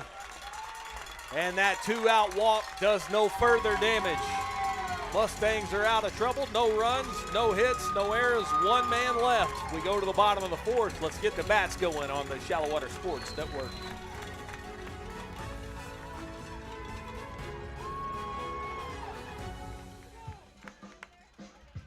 When People's Bank branch president Stephen Least isn't helping another small business with their financial success, you'll find him on the diamond doing what he loves, coaching kids.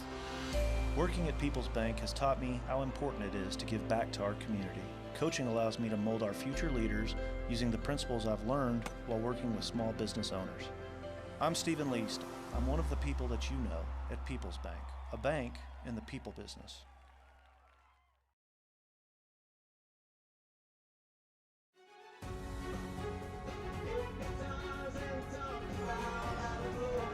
We go to the bottom of the 4th. Here on the Shallowater Sports Network. Mustangs need to come up with a way to get some runs. They'll be in the middle of the order, 4, 5, and 6 due here against Thompson. And Shallowater in a 5-run deficit, David, need to figure out some way to get some guys on base.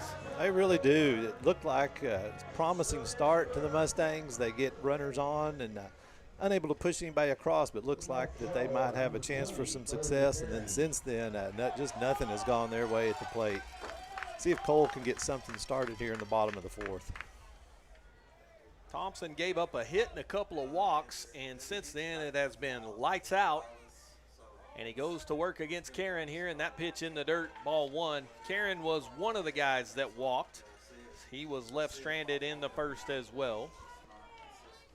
Donnie, this is game 3 of the series. The first home run came from Bowie. If you had told me that early on, I would have never guessed that. Yeah, no kidding. The way we've been swinging the bats coming in. Karen ahead in the count, 2 balls and no strikes. And let's just see if he can get a nice swing here. Pitch on the outside edge. 3 balls and no strikes. As they say, it's off the corner. Couldn't tell if they said it caught it or not. Yeah, I think the Bowie coach asked his catcher signaled that it was off the plate. Yep, 3-1 the count now as that pitch does catch the corner. Karen looked like he was taken there. Down by 5, probably not a bad thing. Thompson from the wind, the 3-1, swung on and missed. Strike 3, right? Strike 2. Strike 2? 2. Oh, yeah, 3-2. Sorry. Yeah, what am I doing here? Looking at the wrong line on there. Good. 3-2. Pitch in the dirt, ball 4. Got a lot going on over here beside me all of a sudden. Good at bat by Cole there on that 3-1 pitch. He swung on what would have been ball 4. Looks like the Bowie catcher caught that ball. That ball bounced in there, may have popped up and hit him. Oh, no. Yeah, he's crouched over. Third walk allowed by Thompson. They'll put Ryland Blackburn in to run for Karen to get more speed on the base pass.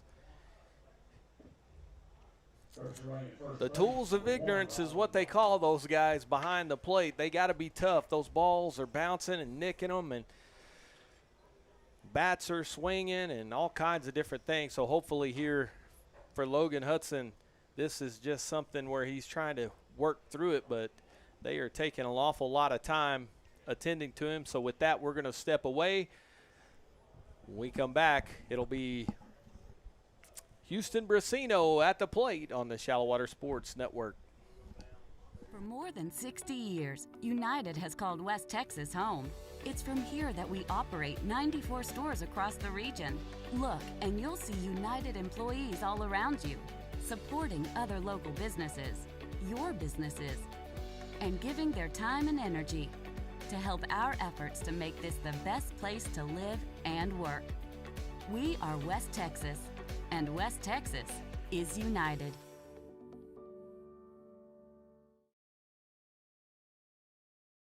Andress Brothers Roofing, we nail it every time, every time. We do one thing and we do it well. Since 1981, yes, time does tell. It's not just a house, it's your home. For quality work, we stand alone. Andress Brothers Roofing, we nail it every time. Quality guarantee, Andress Brothers Roofing, every time.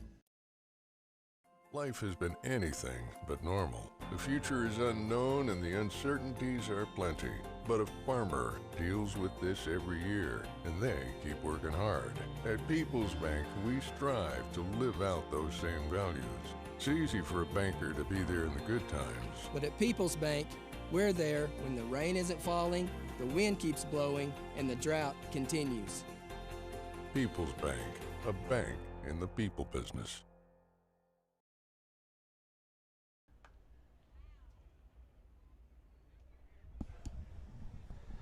Welcome back to Hunter Field. We're in game 3 here as the medical staff still attending to Logan Hudson. It looked like that ball came up and might have got him in the throat, the chin area, and he is having to be helped into the dugout. So I guess we're going to have a change here defensively for Bowie.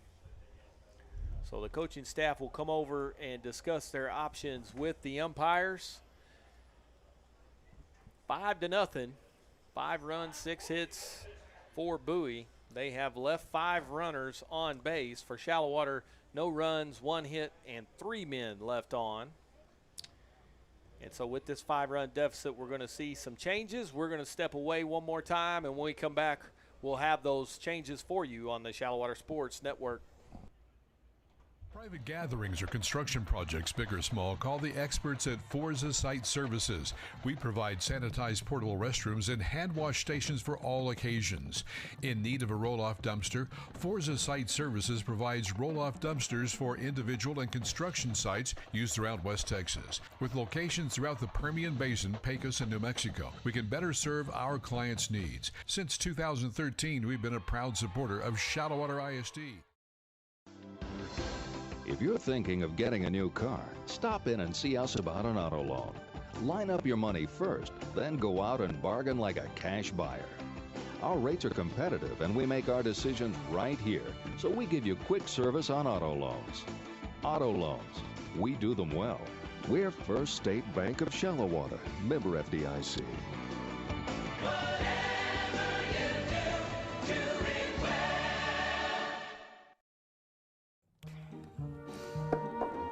Honey, can we please just call D&K Hunt? I can do this.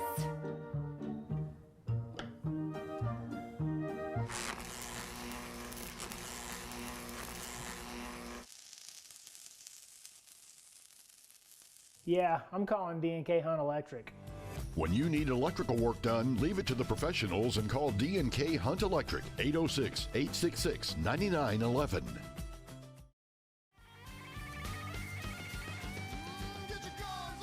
When you hear the hail and the thunder, you don't have to wonder who to call. Call the Paint Doctor.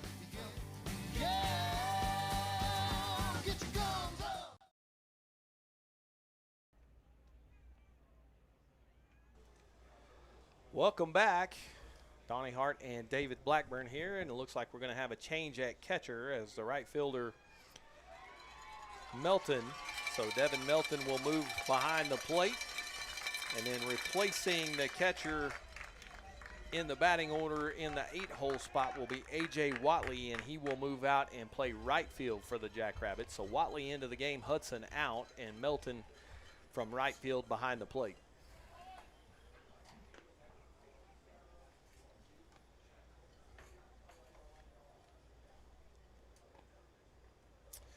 Hopefully for Hudson, he is okay, because he did not look great coming off the field. And so not sure if that ball caught him flush in the throat or if it caught him on the end of the chin and maybe, you know, caused a little head issue, but hopefully he'll be okay. That's scary when that ball gets up around the head and neck area. So Blackburn will be the courtesy runner at first base. Brasino in the box is 0 for 1 with a strikeout. Nobody out here. Runner goes. They're going to test Melton, and Blackburn is in there easily with the steal at second base.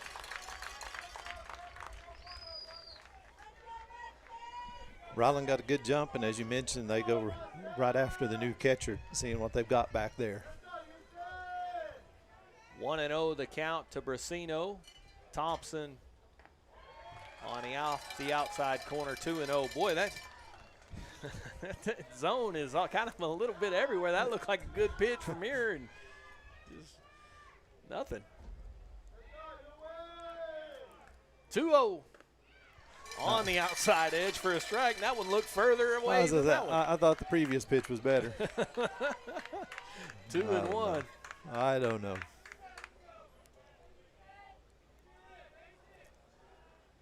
Thompson is set, checking on Blackburn at second. Swing by Brasino and miss. 2-2.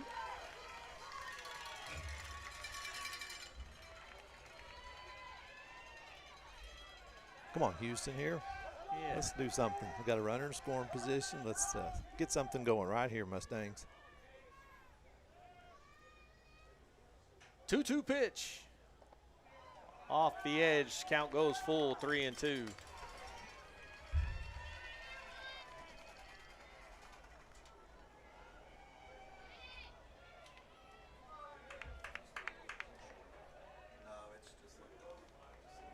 Three and two, the full count pitch, outside ball 4. Good at bat by Houston on that one. That strike 2 pitch that he kind of tried to check his swing on. I know he's disappointed on that because he got fooled on it and he recognized that, but does a good job of working that walk there. That's what the Mustangs need, base runners any which way. 4th walk of the game allowed by Thompson, 2nd consecutive in this inning, as he has walked runners to 1st and 2nd. And Izzy Ward, who's 0 for 1 with the strikeout, stands in. Pitch in there for a strike, 0-1. We've seen those late punch-outs there, and I was awfully afraid that that delayed strike 3 was coming there on that pitch off the corner for Houston, but good take. It appeared to be off the plate to me, but we have seen a little inconsistency out there. Yeah, the 0-1 is in there as well. No balls and 2 strikes. Apologize for that pole right there in the center of the action on your screen. Nothing we can do unless you guys want to come up here and move it for us. The 0-2 got him swinging, 1 gone. 7th strikeout for Thompson, and here's Chase. Blackburn 0 for 1. He struck out his first time.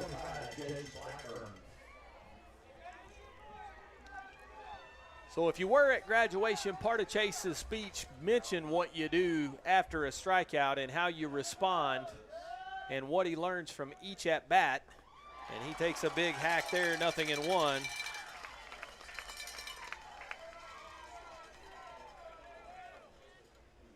Cerebral player in there for the Mustangs. He understands the game, takes the right approach. Lines that one hard to first, a dive, and I think the first baseman dropped it. Let's see. Okay, I think it might, his glove came off. I'm not sure if the ball is stuck in the glove or not. They are tagging everybody down at first. The Jackrabbits are out of the dugout, contending that it's a double play. Now we got to get some kind of idea. We got to have a call here. Is it a catch on a line drive, or we got to make a call, Bruce? Yeah, this is going to be interesting here because that can't be a catch because the glove was off his hand. Yeah, the glove came off. The ball might have been in the webbing. Brasino is holding his wrist like he dove in awkwardly trying to get back to the bag, so Houston clearly thought it was a catch. Huffman's over here to have words with the first base umpire. Chase is taking his helmet off as if he's going to be out. The umpires need to get together and talk about this one. He cannot be out on that. The ball was not in his glove. The ball was in the glove, but the glove was not on the hand. They're going to rule a line out for Chase, and now if Brasino is out, and maybe he's needing help with his hand. Let's see. Oh, they're going to call a double play. Line out at first. Line out to the first, and then they'll double off Brasino to end the inning. So the Mustangs are out of the inning. No runs, no hits, no errors. They'll leave 1. We go to the top of the 5th, 5-0. Bowie on the Shallowater Sports Network.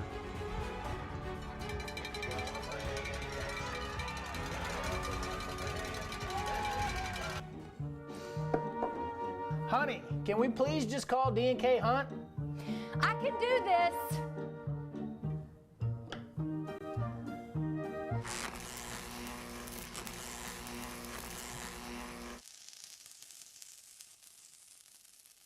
Yeah, I'm calling D&K Hunt Electric.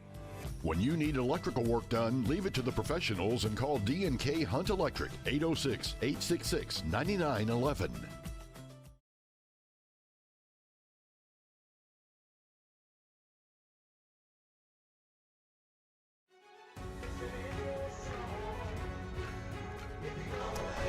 Sorry for the black screen there, folks, as we are back in the top of the 5th here in Abilene. The reason for that black screen, we were looking at the replay up here in the booth of that last line drive by Chase Blackburn. Looked like the first baseman's glove came off to attempting to make the catch. The ball did stay in the glove, but the glove came off of the hand. They ruled it a catch, but even if they call it a catch, Brasino clearly is back on the first base bag, laying on top of it. He should be safe. But Mustangs take a tough one there. Houston was late coming out. I think he might have had an issue with something on his hand. He was holding that hand, still looking at it over there, so maybe it was fingernail or something got bent back. Just speculating. Hopefully it's something that minor, but boy, that could loom to be a very big moment because the Mustangs had runners on base. That ball was almost down in the right field corner. Here's the catcher, Melton, to lead it off. Pitch is outside. He has walked and singled.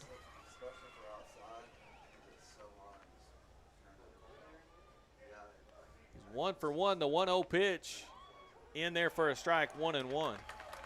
I mean, David, we have seen a lot of things here in a couple of broadcasts on the Shallowater Sports Network, but I've watched a lot of it. I've never seen that type of a call. I haven't either. I've found myself saying that a couple of times now, like you said. I don't know how you can get a double play out of that. I'm not sure. I just don't understand that one. Yeah. The 1-2 pitch, maybe it'll fire up these guys and get them going. That pitch trickles foul down, or that ball trickles foul down the right field line, so it'll be 1-2 at the plate for Melton.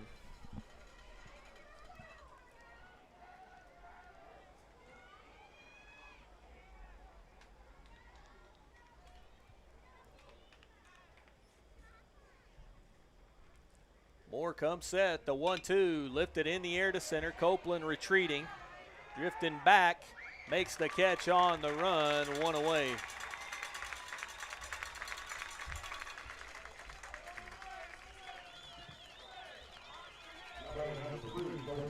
Yeah, a lot of ifs and buts, but on that line drive by Chase, if that gets down the line there, we score at least one, maybe more, probably have 2 runners in scoring position and 1 away, just really close to being a big-time hit right there.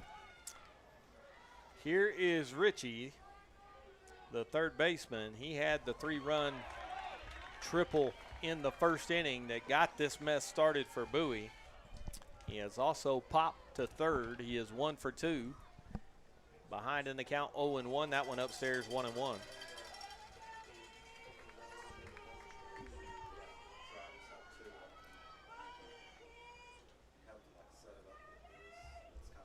The 1-1 pitch, that one over the head of Richie, 2-1.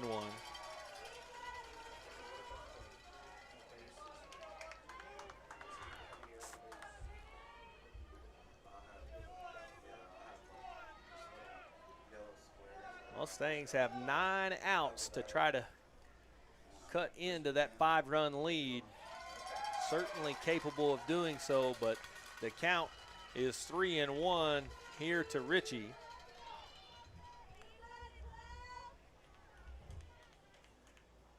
Coach Huffman with a stroll out to the mound to visit with Moore here in the middle of this at-bat with the count 3-1. Gannon has battled. He might not have had his best stuff. He's also doing it on a hurt hamstring. He's allowed 5 runs on 6 hits. Walked 4. Has yet to strike out, has 1 strikeout. Have that under the wrong column. Also has hit a batter.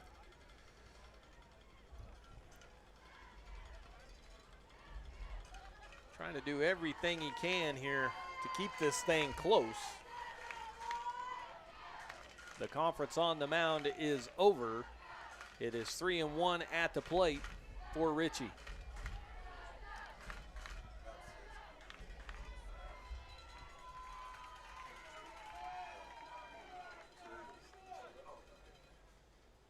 The 3-1. Ball lifted into right. Watson moving towards the foul line, makes the catch. 2 away.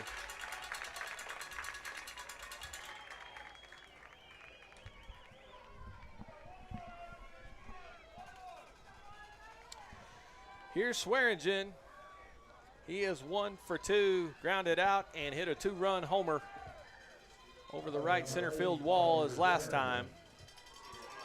to extend this lead to 5.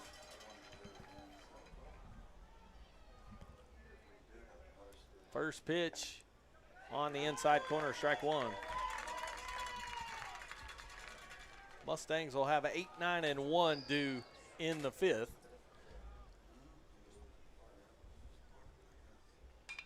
Ball lifted down the left field line, out of play, 0-2.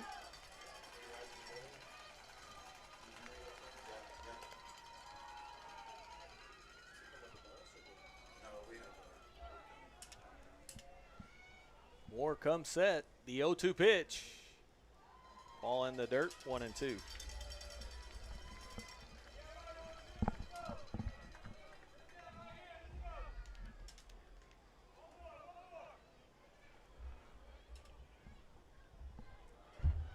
The 1-2 from Moore, high and away, 2-2.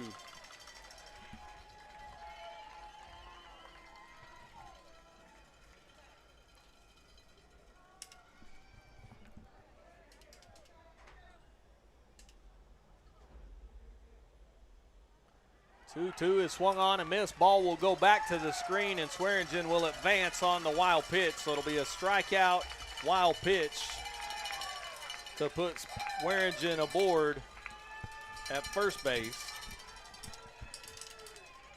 Just a little bad luck there. Strikeout. Ball gets too far away to make that throw down there.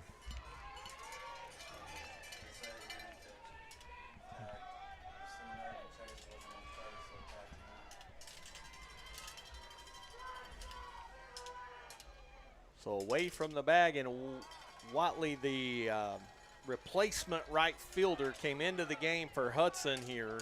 Will be his first at bat.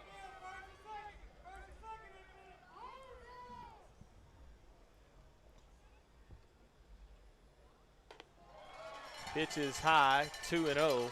Yeah, Gannon's getting up there pretty high in his pitch count. He's about the mid-90s right now. Sure, that last visit from Coach Huffman was really trying to check his status, see how he was feeling out there.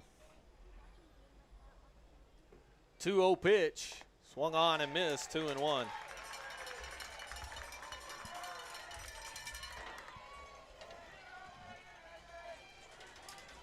Watley had a pretty healthy cut at that 2-0 pitch. Swearingen away from first. Pitch on the inside corner, 2-2. That pitch looked a little tight, but David and I are through guessing. We've been wrong a couple of times. Might have a little clarification on that play in the bottom half of the inning now that we look at it. Pitch is in the dirt, runner trying to move up. Heron's throw on the money and not in there. Carter thought he got him. Karen put it right on the bag. Heck of a throw from Cole. Swearingen able to get there. Wow. My goodness. Nothing is, we're not getting any calls. That's just what it boils down to. Yeah, nothing going Shallowater's way here tonight. The count is full at the plate to Watley.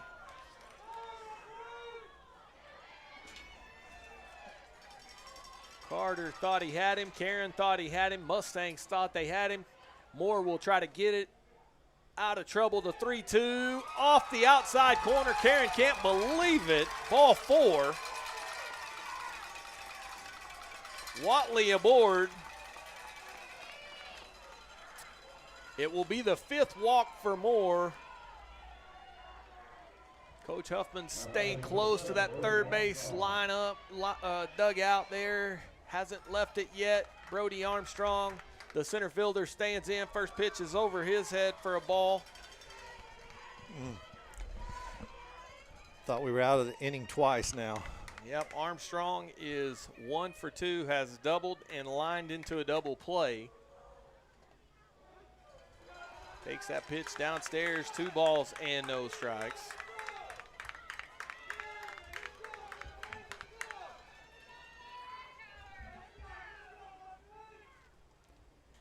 The 2-0 plunks Armstrong. The question will become, did he swing? They will say no swing.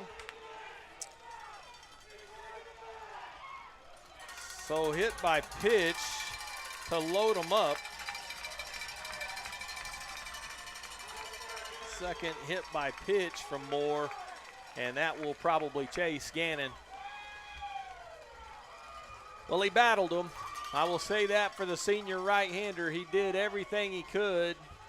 Coach Huffman, the slow walk. I wasn't sure if he was coming out to talk to the umpires or if he's going to make the change. And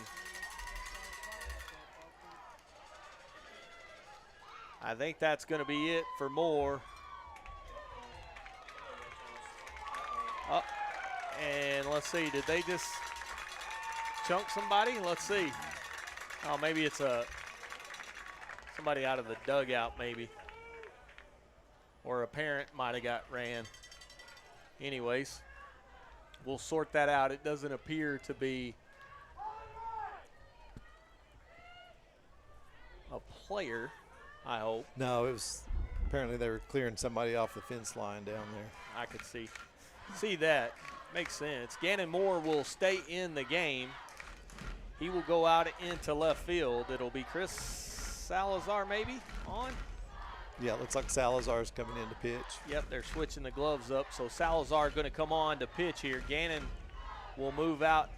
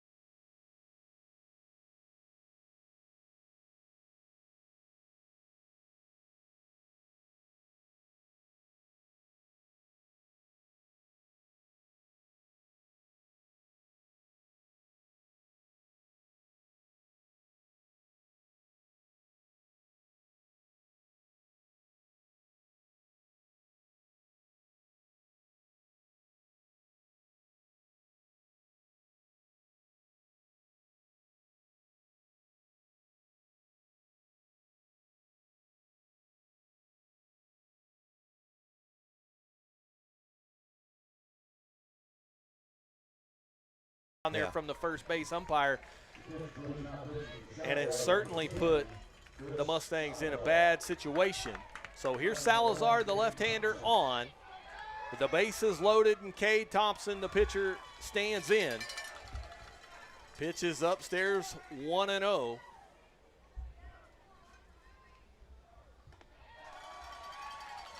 The 1-0 misses, 2 balls and no strikes. Now, the other thing Shallowater has to really fight against here, can't let this negative calls get you out of what you got to do here. Yeah, exactly right. We've had a lot of stuff not go our way, but just have to remain resilient and stay with it, stay the course here.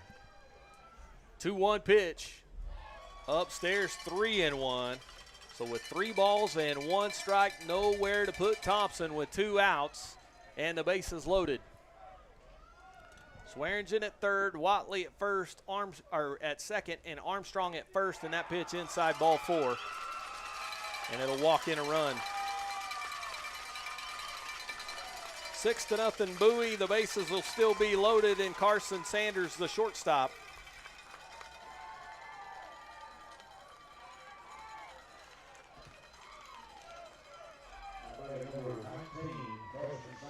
First walk allowed by Salazar.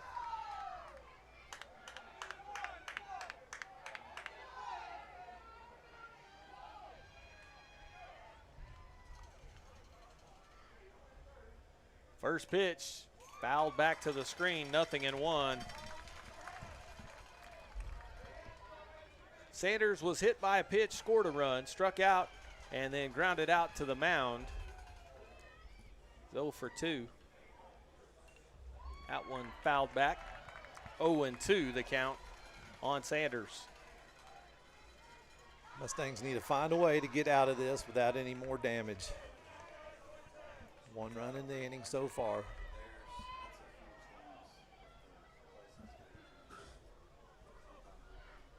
Oh, 2 pitch. Breaking ball downstairs. 1-2, and again, that Shallowater infield was headed to the dugout. Thought that pitch looked good. 1-2, hits him. That'll force in a run as well. Second time Sanders has been hit by a pitch. It will force in a run, and it'll make our score 7-0.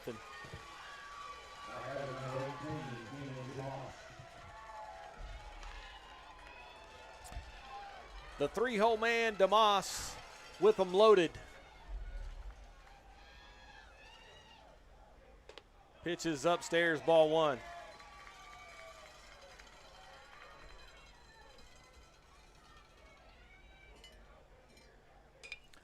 High pop-up on the infield, drifting back into shallow center is Carter, and he will put it away, and that retires the side. But 2 more runs for the Jackrabbits in the inning, a 7-0 Bowie lead as we go to the bottom of the 5th on the Shallowater Sports Network.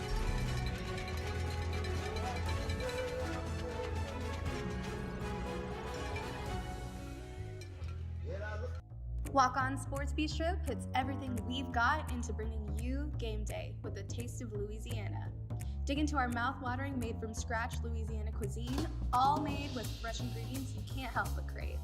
Don't forget, kids eat free on Tuesdays with an adult entree purchase, and our happy hour is Monday through Thursday from 2 to 6 p.m. and 9 p.m. to close. Visit walk-ons.com to learn more about our story. Walk On Sports Bistro, more than a restaurant.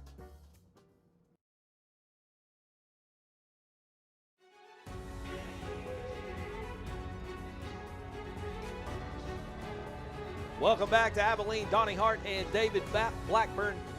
Man, I tell you, tough top half of the inning there for the Mustangs in that 5th inning. They got the first 2 men, then got the swinging strike 3, but the wild pitch, the runner able to move up. Then the Mustangs just unable to get the ball over the plate. Some walks, hit by pitch, allows Bowie to score 2 runs on no hits. No errors, and they leave them loaded. Donnie, is just kind of the story of the night. I mean, it's just everything is going the way of the Jackrabbits. I mean, they're playing well. They're a good team, but everything is going their way right now. And I don't know how the Mustangs are going to break that trend, but maybe Cutter has a solution right here. Here's Watson. Struck out his first time, 0 for 1. Thompson delivers. Ball is in the dirt, 1-0.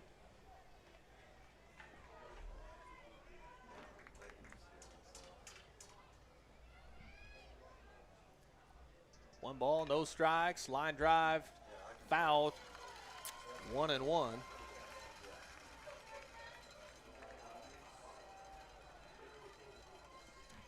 Mustangs need a heck of a rally here. This lineup has been capable of generating those types of rallies.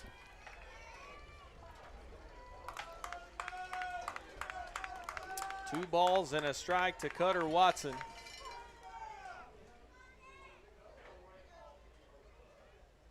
Pitch from Thompson in there evens things up at 2-2.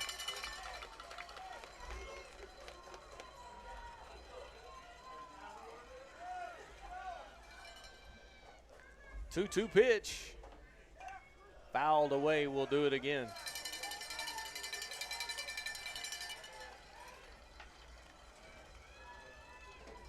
Thompson, through his 4 innings of work, has allowed 1 hit, walked 4 and struck out 7. The 2-2 off the outside corner, count goes full.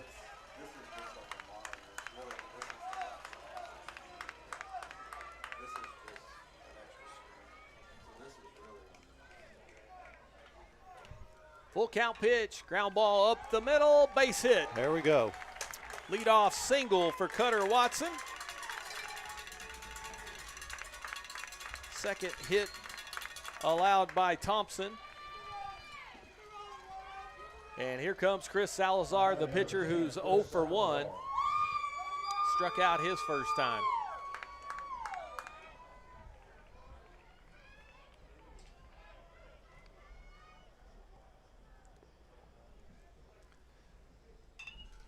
Ball is lifted into the infield, foul territory. Ritchie now back into fair territory to make the catch, falling to his knees. But hung with it to retire Salazar, 1 away.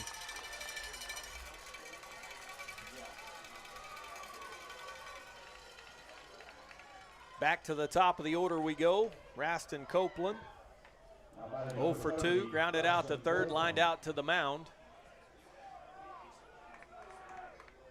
7-run deficit. Mustangs ran on Melton immediately when he came into the game as the catcher, replacing the injured Hudson, but the 7-run deficit runners at a premium here for Shallowater.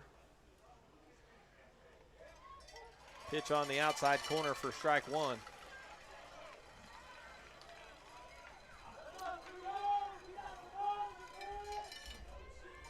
Copeland a near possible man to double up.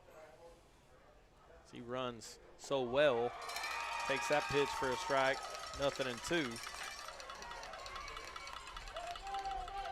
You'd have to be pretty handy to second, and it would have to be hit pretty hard if you could turn it with Raston.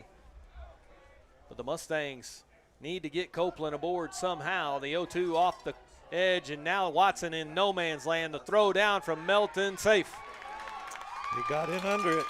I'm not sure what Watson was doing there, but got cut out in no man's land and slides under it. Wow, almost disaster there. But Mustangs will take it. Got a runner in scoring position, a 1-2 count to Raston Copeland.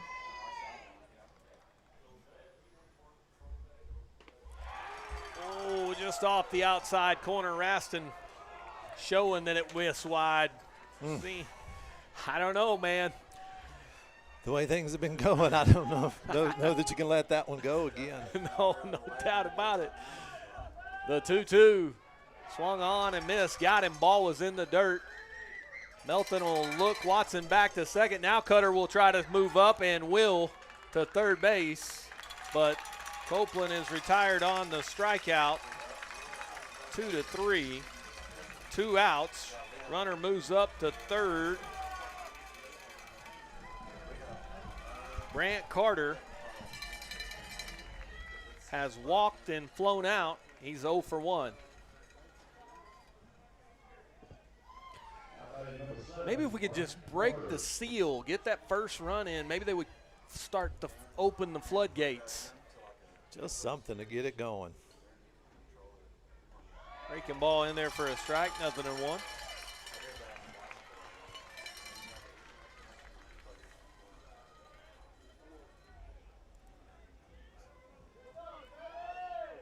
Thompson will step off.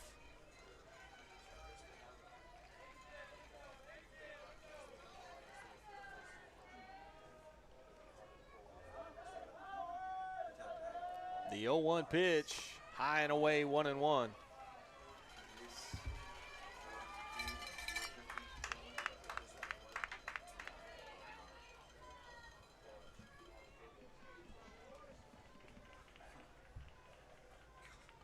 One pitch, fouled away, 1-2.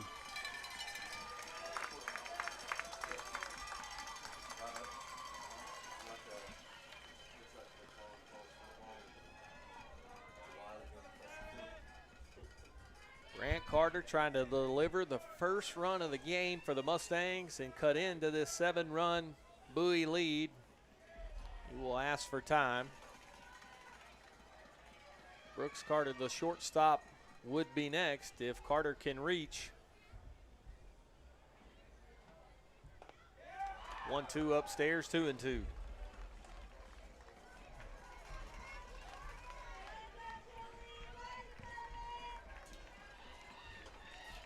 2 balls, 2 strikes, 2 outs.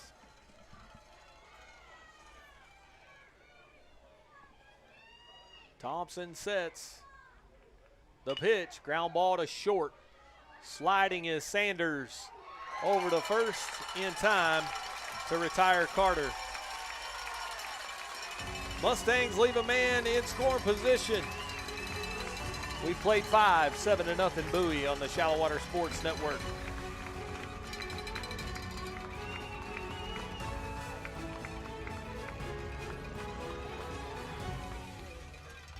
Life has been anything but normal. The future is unknown and the uncertainties are plenty. But a farmer deals with this every year, and they keep working hard. At People's Bank, we strive to live out those same values. It's easy for a banker to be there in the good times. But at People's Bank, we're there when the rain isn't falling, the wind keeps blowing, and the drought continues. People's Bank, a bank in the people business.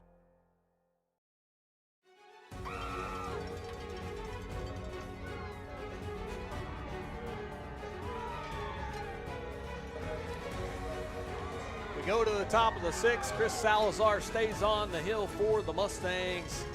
The pitching line for the starter, Gannon Moore, 4 2/3, 6 hits, 7 runs, 5 walks, 2 strikeouts, and hit a man.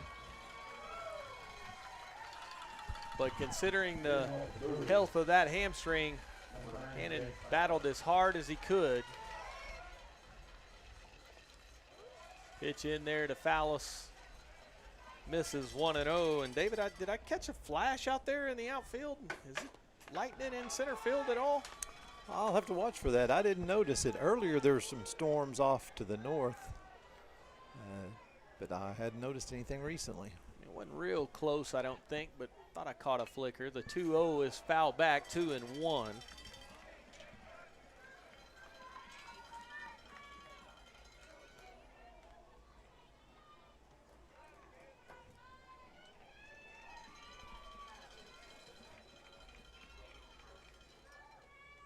That ball lined to left.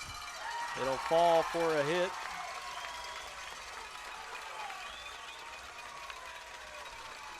Cutter Watson plays it back in.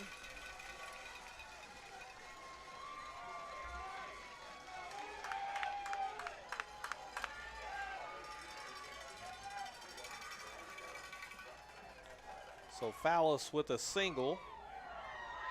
Brings up the catcher Melton.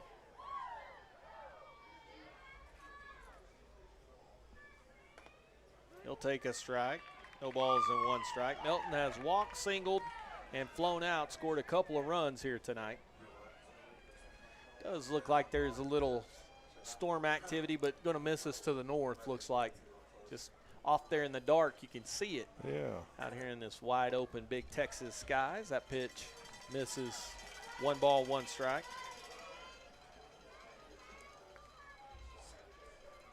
Not a very big one. It is pretty far off to the north there. Pitch is inside, 2 balls and 1 strike. Got that from the Shallowater Sports Network Weather Center. Foul back, 2-2.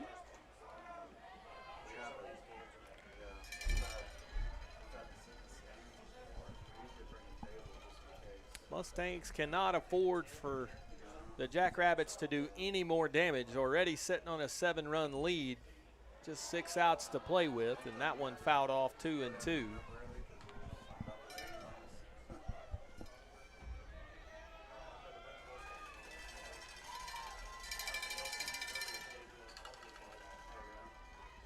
Two-two pitch. Foul back off of the mask of Karen, and then right into the seats here in center field. Well, that thing had some top spin when it came over that fence, didn't it? Really did. Ducked right on down. Since Cole wore that off the mask, umpire will deliver the ball to Salazar to give Cole Karen a chance to gather himself.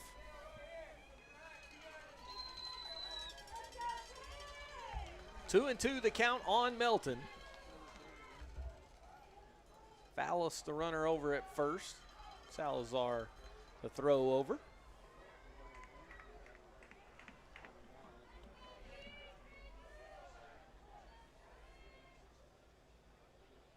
2-2 pitch. Line drive, caught by Brasino. He'll try to double off. Fallison did. So a line out to third, and then Brasino back across the diamond to cut down Fallis at first for the double play. Second time tonight the Jackrabbits have lined into a double play. 2 gone, and here's Richie. Dribbled in 3 his first time, popped to third and flown out to right. 1 for 3.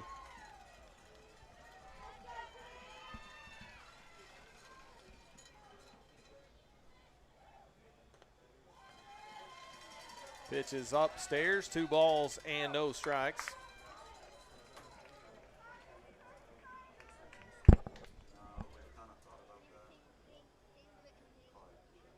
Two-0 pitch, healthy cut. Comes up empty, 2-1. Yeah, if you told me that the Jackrabbits would have 7 runs at this point, wouldn't surprise me. But what really surprises me, the Mustangs have been kept off the scoreboard so far. It's been a great pitching performance from Thompson. Yeah. And Salazar evens the count up at 2-2 here on Richie. Trying to get the Mustangs back in the dugout to go to work on cutting into this lead. Check swing at the plate. Karen asking down. Nope, didn't go. Of course not. And that'll fill it up, and the Mustangs will have to get back into their positions as they all thought, again, they had a call there. Yeah, just not getting them tonight. 3-2 pitch. Swung on and missed. Strike 3. And down goes Richie. No runs, 1 hit, no errors, none left. We played 5.5. Mustangs need some runs on the Shallowater Sports Network.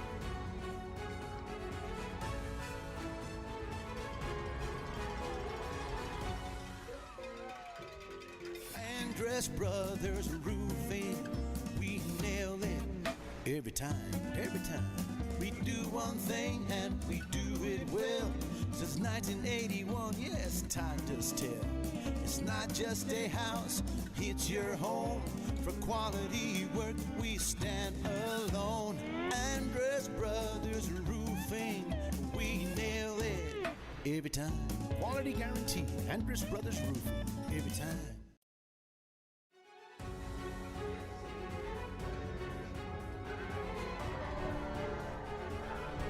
Welcome back to Hardin Simmons University. Hunter Field. Go to the bottom of the 6th here in Abilene. 7-0. Been all Bowie. Bowie with some help. It seems like every close call has gone their way. Not necessarily just, that's kind of the way it goes. Some nights the breaks of the games go your way. Seemed like it did yesterday for the Jackrabbits, and script hadn't changed much since.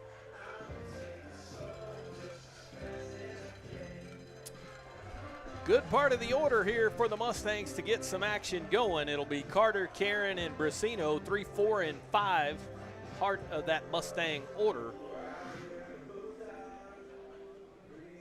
Thompson has been pretty good against this Shallowater lineup. David and I were talking a little bit in the break. He is just a competitor, it looks like. He just gets up there and gets after it. Has allowed 2 hits, walked 4, hit a couple, but struck out 7. And here's Carter, who's 1 for 2. High fly ball to deep right field. Well hit. Chases Watley back and into the trees. Brooks Carter goes yard. Mustangs are finally able to scratch a run across, and that 7-run lead suddenly cut to 6. That was a no-doubter, Don. He absolutely hammered that ball, and maybe that's the spark we need right there. Been looking for it all night. Still time for the Mustangs. 7-1. Brooks Carter let some frustration out on that thing as it was well into those trees out there on the other side of that 365 sign. No judgment calls to consider anything there. That was a done deal. Yeah, Just hit them where they ain't. How about that? And now that puts Thompson up around the 90 pitch count. He can go up to 110. Well, here's Karen. Has walked twice. Mustangs have not been able to get that run around. They do run for Cole in both times tonight. They have run for him immediately. This one, a chopper foul down the third base line, so count will go to 2-1.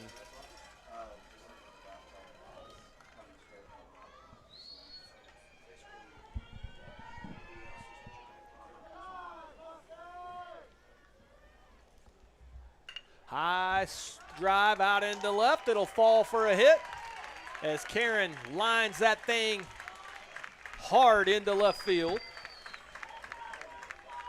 Kind of tomahawked that thing out there, but Cole's aboard. Ryland will make his way quickly over there to first base. Ryland stole a bag his last time he was on the base pass, and he'll be out there again. It's going to draw a visit from the Bowie coach out there to check on his pitcher, Thompson. As I mentioned, about mid-90s, probably about 94 unofficially. Yeah, he'd been cruising right along, only 2 hits allowed through the first 5, and has given up a bomb and a single, both pretty loud. As that single, if Cole had been able to get that ball up, it had plenty of pace on it. It was well hit.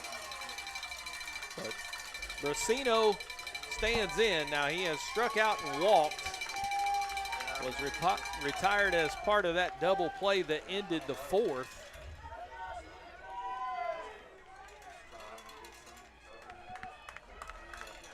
Mustangs trying to get the line going here. Down by 6. Thompson swinging a high pop on the infield. Sanders calling for it, the shortstop. He'll put it away, 1 away.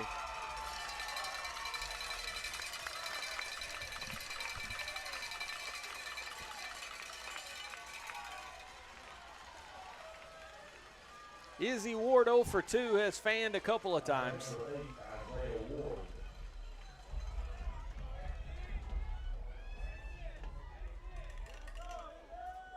Down by 6. Let's see if the Mustangs use the count to their favor. First pitch swinging again. Fly ball out to right. Watley back. Now comes in a few steps. Makes the catch. 2 down. I'd like to see our Mustangs a little more patient there. That's 2 first pitch swings, two outs. Have a chance to possibly get Thompson out of this game on the pitch count, but not at that rate. Here's Chase. 0 for 2. Struck out and was a part of the double play. We don't know if they called it a ground out or a line out. Doesn't matter really. Cost the Mustangs an opportunity. Throw over Ryland back in time. I've gone back to look at that one again. I still don't see a signal of any kind. So yeah. No way to know what that was ever ruled. First pitch to Chase. Ryland on the move. The throw from Melton to the wrong side of the bag, and Blackburn in there with his second stolen base.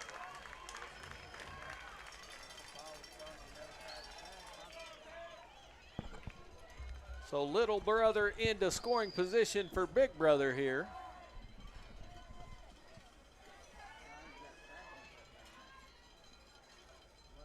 Nothing and 1 the count on Chase Blackburn. That one outside, 1-1.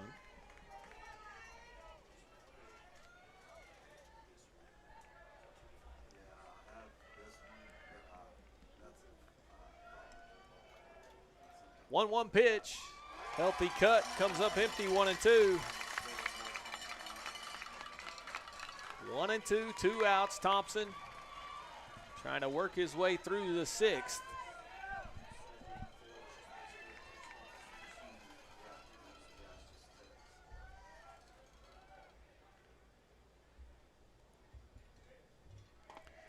And down goes Chase on strikes. And that retires the side. Mustangs will settle for 1 run, 2 hits, no errors. They leave 1. We go to the top half of the last inning. Shallowater trails by 6 on the Shallowater Sports Network.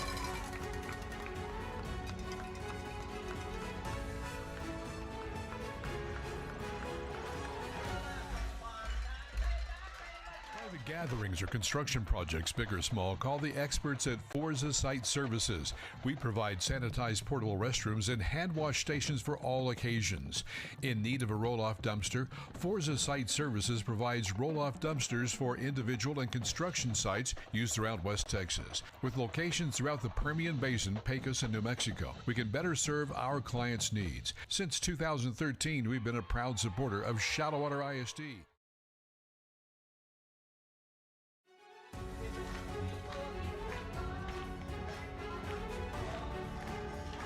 Welcome back to Abilene. Donnie Hart and David Blackburn. We go to the top of the 7th, and all that noise and celebration you hear is not from the right side of this stadium, as that first base dugout having a big old time, and the third base side trying to figure out a way to keep their guys close enough to maybe make something happen here. Shallowater would need 6 in the bottom of the 7th. First things first, they got to hold Bowie in check. Swearingen has homered, struck out, and reached on a wild pitch his last time. That pitch upstairs for a ball. And he has also grounded to second, so he is 1 for 3.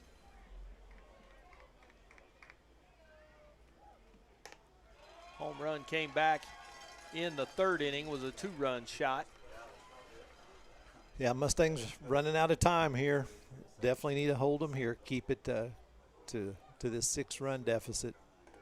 2-0 pitch on the outside edge, 2 balls and 1 strike. Be a big enough challenge as it is.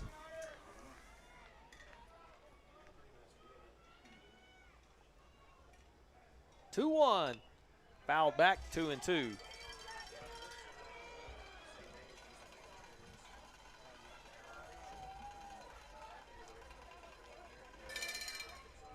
Chris got his first strikeout to end the 6th. Try to make it 2 in a row here. Ball popped up into shallow left. On comes Watson, can't get there. It'll fall for a hit, just a little Texas leaguer in there for a leadoff single.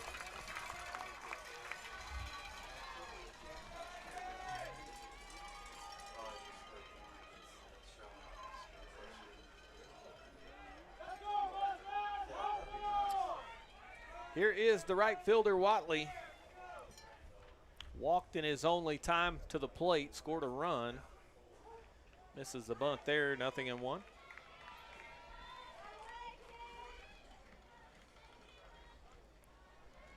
I tell you, this Bowie team, they're hot at the right time. You know, they showed they were the real deal last week with what they did with Wall, and have just continued to play well through this series. Yeah, they really did. They really smoked the Hawks in that game 3 as Thompson shut out the Hawks, and put together a similar effort here tonight as Salazar falls behind here to Watley. 2-1.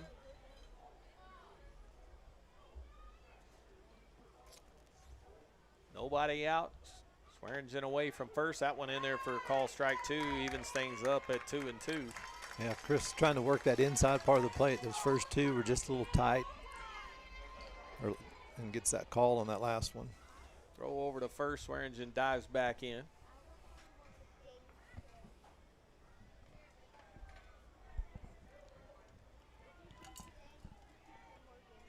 Two and 2, the count on Watley. Swung on and missed, got him. Strike 3, second strikeout for Salazar.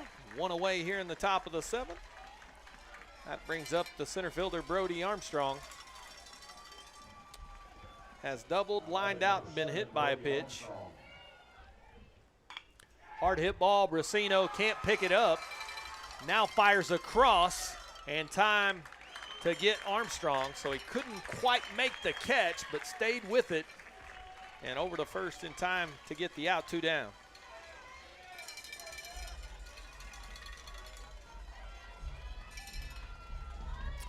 Cade Thompson, the leadoff man, the pitcher. First pitch swinging, fouls that one back. Thompson has popped to the mound, walked, flown out to right, and walked.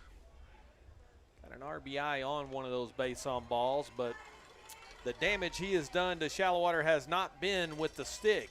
It has been what he did on that hill. The 1-1 pitch clipped him. Hit by pitch. Thompson down to first.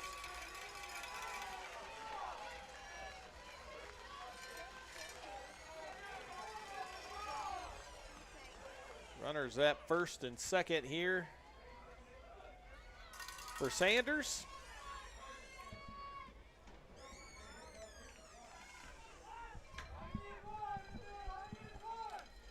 Sanders has been plunked twice, K'd and lined out, 0 for 2.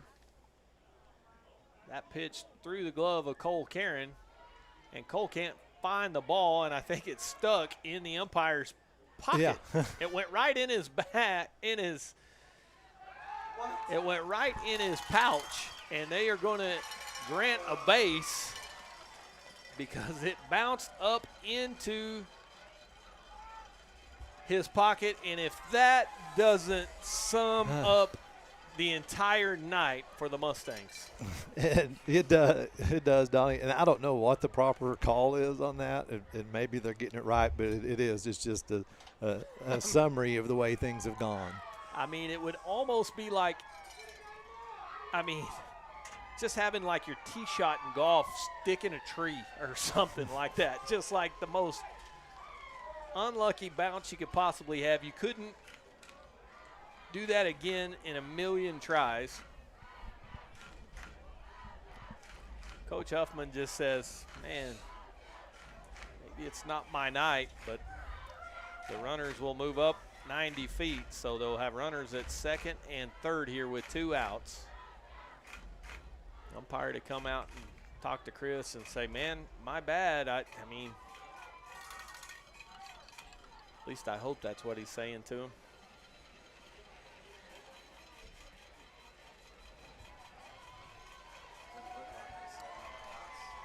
Yeah, Salazar, whatever was said, he will be back on the hill here. But look, I mean, it is an incredibly bad break, but get the guy at the plate and we're fine. 2 outs. Should be 0-1, right?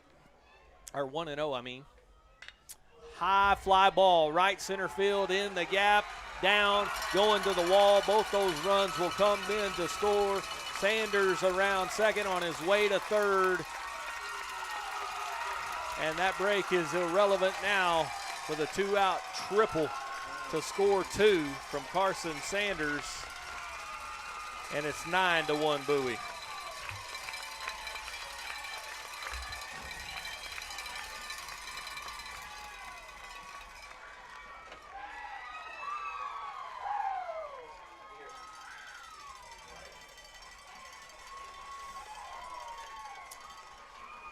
Rocket into the gap. Coach Huffman on his way to the mound. That's it for Salazar. He's done.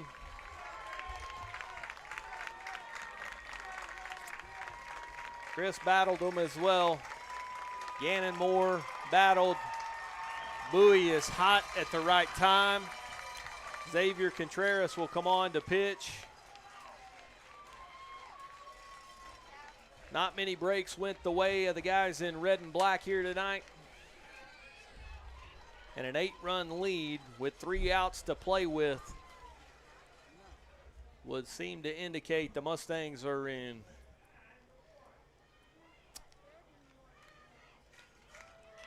really tough situation here.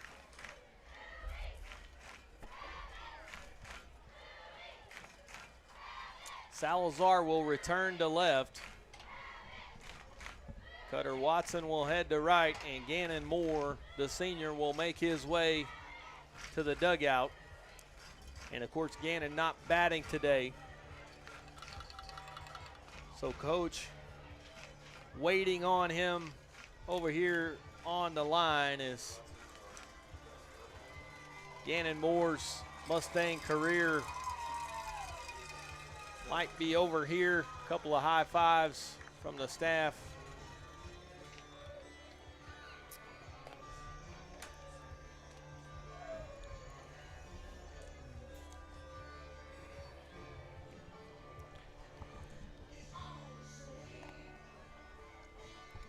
Yeah, Donnie, it's just getting to that point where it's getting deeper and deeper here for the Mustangs. As you mentioned, only 3 outs to work with. Going to need to get this last out here and go do the best we can. Yes. You know, David, this has been a really impressive group over the course of the last couple of seasons, not just this one. I mean, they have just competed so hard and done so many things positive. They really have. You know, last year,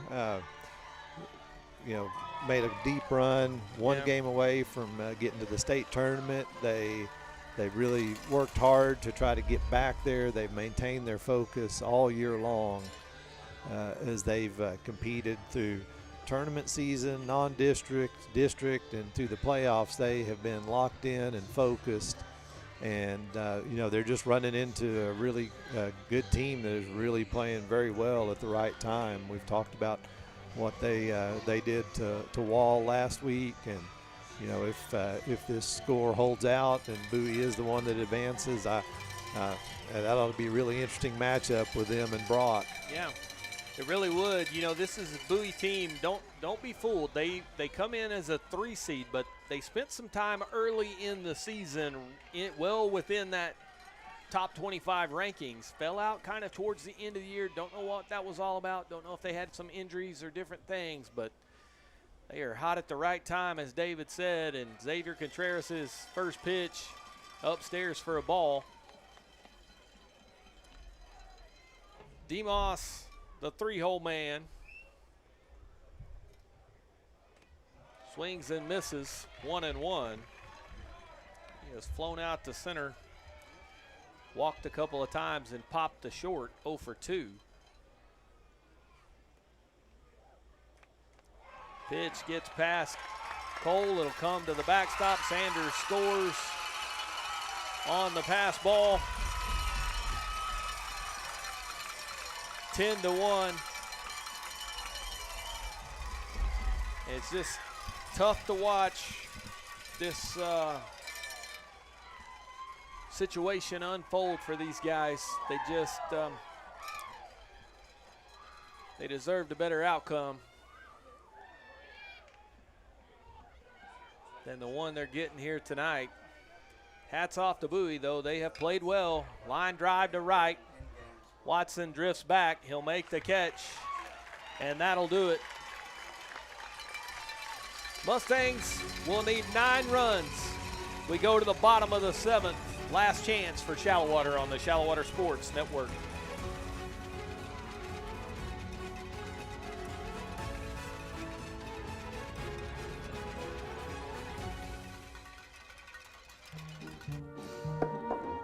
Honey, can we please just call D&K Hunt?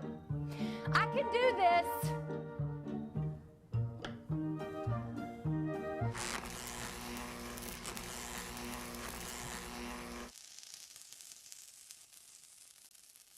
Yeah, I'm calling D&K Hunt Electric.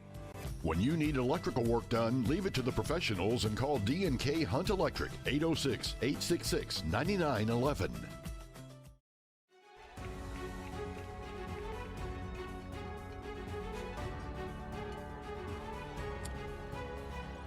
Welcome back to Hardin Simmons. We go to the bottom of the 7th.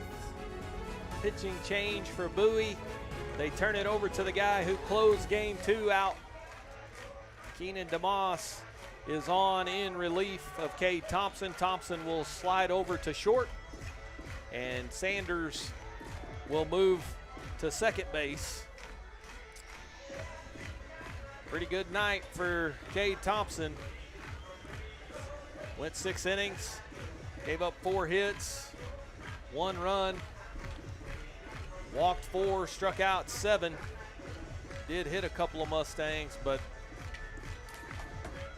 held one of the best offensive baseball teams in the state to 1 run in an elimination game. I would say Job well done, young fella. But Mustangs will make the Jackrabbits get the final 3 outs. They will have 8, 9, and 1 due here in the home half of the 7th. Yeah, the Mustangs, they'll do like they've done all year. They're going to battle. They don't see this thing as over. As grim as it looks, they'll give it their best shot right here.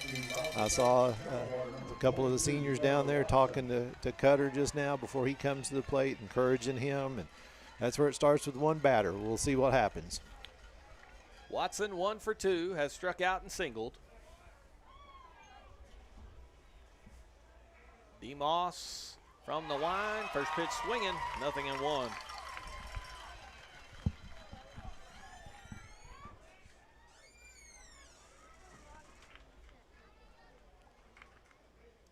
Oh, 1 pitch, downstairs, 1-1.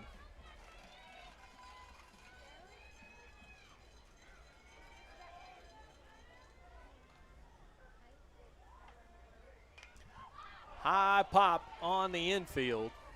Swearingen, the first baseman, 1 away.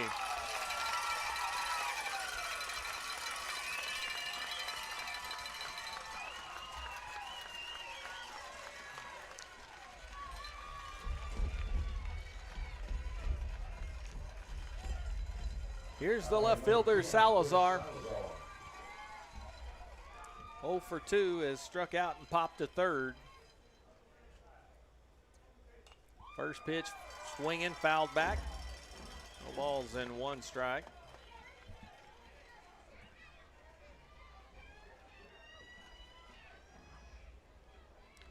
DeMoss from the wind.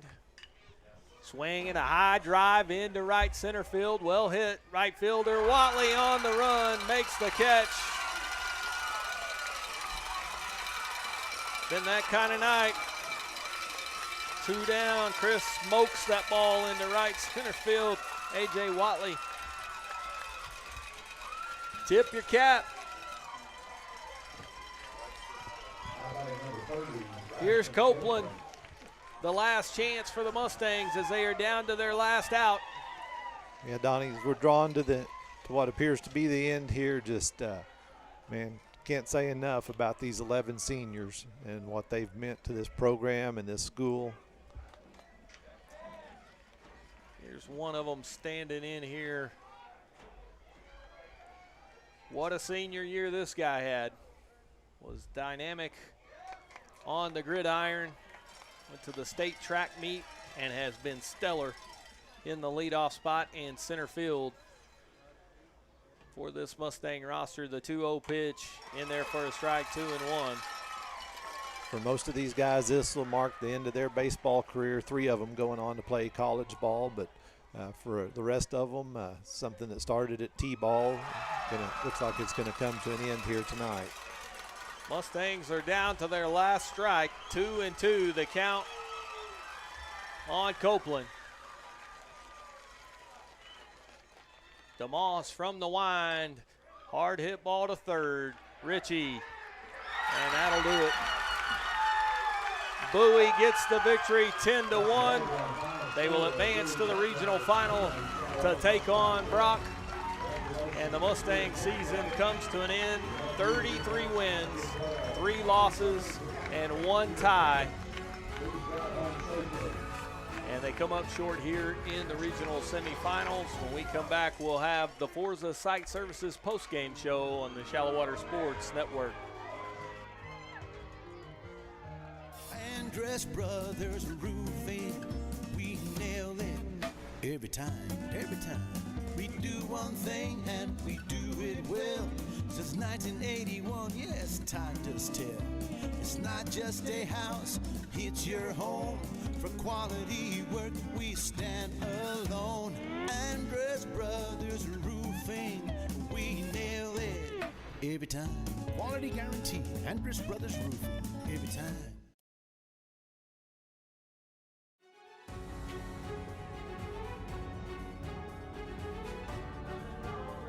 Welcome back to Abilene. Donnie Hart and David Blackburn on the Shallowater Sports Network. The Mustangs fall tonight in Game 3 to this Bowie team. 10-1. Bowie earned the victory. They fought back from a 1-0 deficit after the Mustangs won game 1. They earned their way. It was not given to them. They won it on the field, and they will advance to play Brock. But, David, I think as it should be, you have been such a part of following this baseball team over the last couple of years, and I want to take this chance here with the season coming to an end to, basically say, hey, the floor is yours, man. Well, thank you, Donnie. Like I said earlier, 11 seniors out there poured their heart and soul into this. I saw the anguish on their face last year when they came up that one game short, and unfortunately have to see it again this year, losing here in the regional semis. But, man, what a group, what they've accomplished on the field. Most schools, most kids would die to be able to do that. 9 gold gloves that they've captured over the last 2 years. And, just can't say enough about the boys and their character. I just even think back to our last trip to Amarillo and the compliments the hotel staff, gave the kids just on their manners and how polite they were. They said, you see a lot of teams come through here, but we don't see many that have that kind of character. And, that tells you a lot about these kids, and tells you a lot about their coaches, too, and what they instilled in them. So very proud of this group. Those 11 seniors, there's, behind them, there's several juniors. Got a sophomore, Izzy, and freshman Ryland, and then behind them a good junior varsity group coming up. And so I expect those guys will carry on the tradition. I've got 3 more years of this, and while tonight's going to be a tough one, I look forward to that and what the future holds for this program. But before I sign off for the last time, just thank you, Jake and Angel and anybody else associated with the Shallowater Sports Network for what y'all do, not only for the Shallowater baseball program, but all of the athletics and carrying these games to people that can't be there in person. That's just it's great, and y'all put a lot of work into it, and it's just greatly appreciated. And thanks for letting me be a small part of that on this nice playoff run for the Mustangs. Well, thank you so much, David. I tell you, the pleasure is all ours. Kids like this in Shallowater, and people like you, the community, the family, the coaching staff, the administration, they make it all worth our while. So, thanks for riding shotgun on this. I know it's going to be a tough night for you, but, congratulations on a stellar career, and look forward to the next couple of years as well. Yeah, these guys and these seniors, that even whether they're playing college baseball or not, they got a lot ahead of them, a lot of good kids in there, really bright futures, excited for them. And thanks again. I'm going to go hug some necks now. No doubt. David Blackburn couldn't have said it better. He has put everything in perspective for this Shallowater baseball team, and it has come to the point in our broadcast season where we're going to call it a season on the Shallowater Sports Network. All the Shallowater sports are firmly in the books, and what a inaugural season we had here on the Shallowater Sports Network. You look back all the way to that 3rd round playoff loss, for the football team and head coach Rodney Vincent, following Amy Mangum and her group up in the playoffs. And the common theme in Shallowater is the seasons come to an end, but they usually do so deep in the postseason.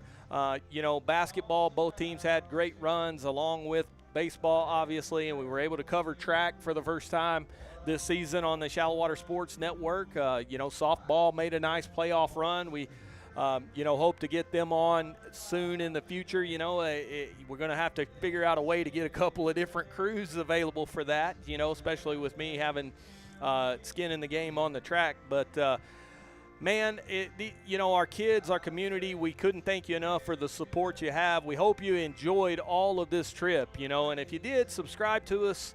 The more subscriptions we get on Facebook, on YouTube, all those things, the better it is for our network, and just gives us so many more options as far as the broadcasts go.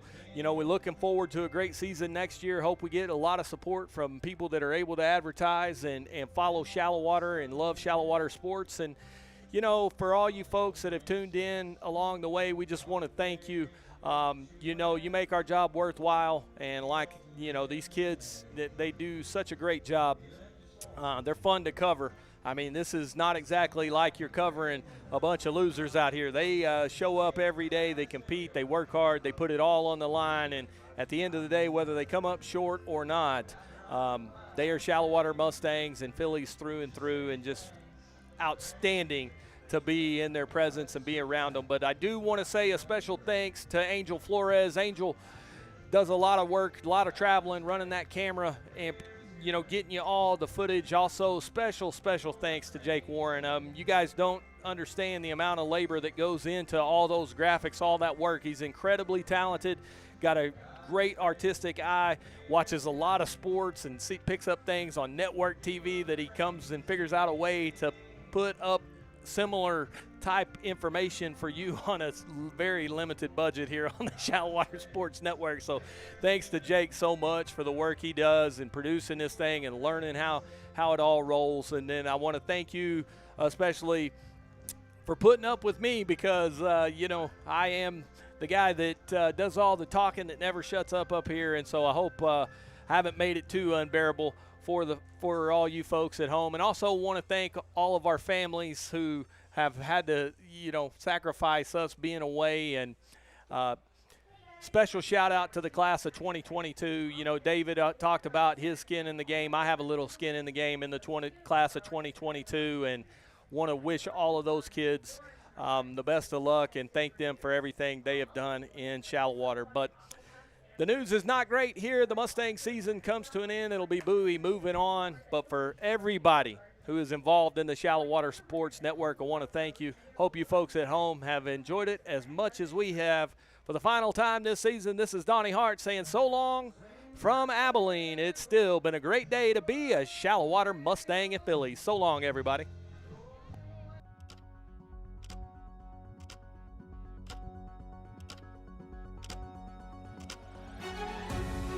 Touchdown, Shallowater Mustang!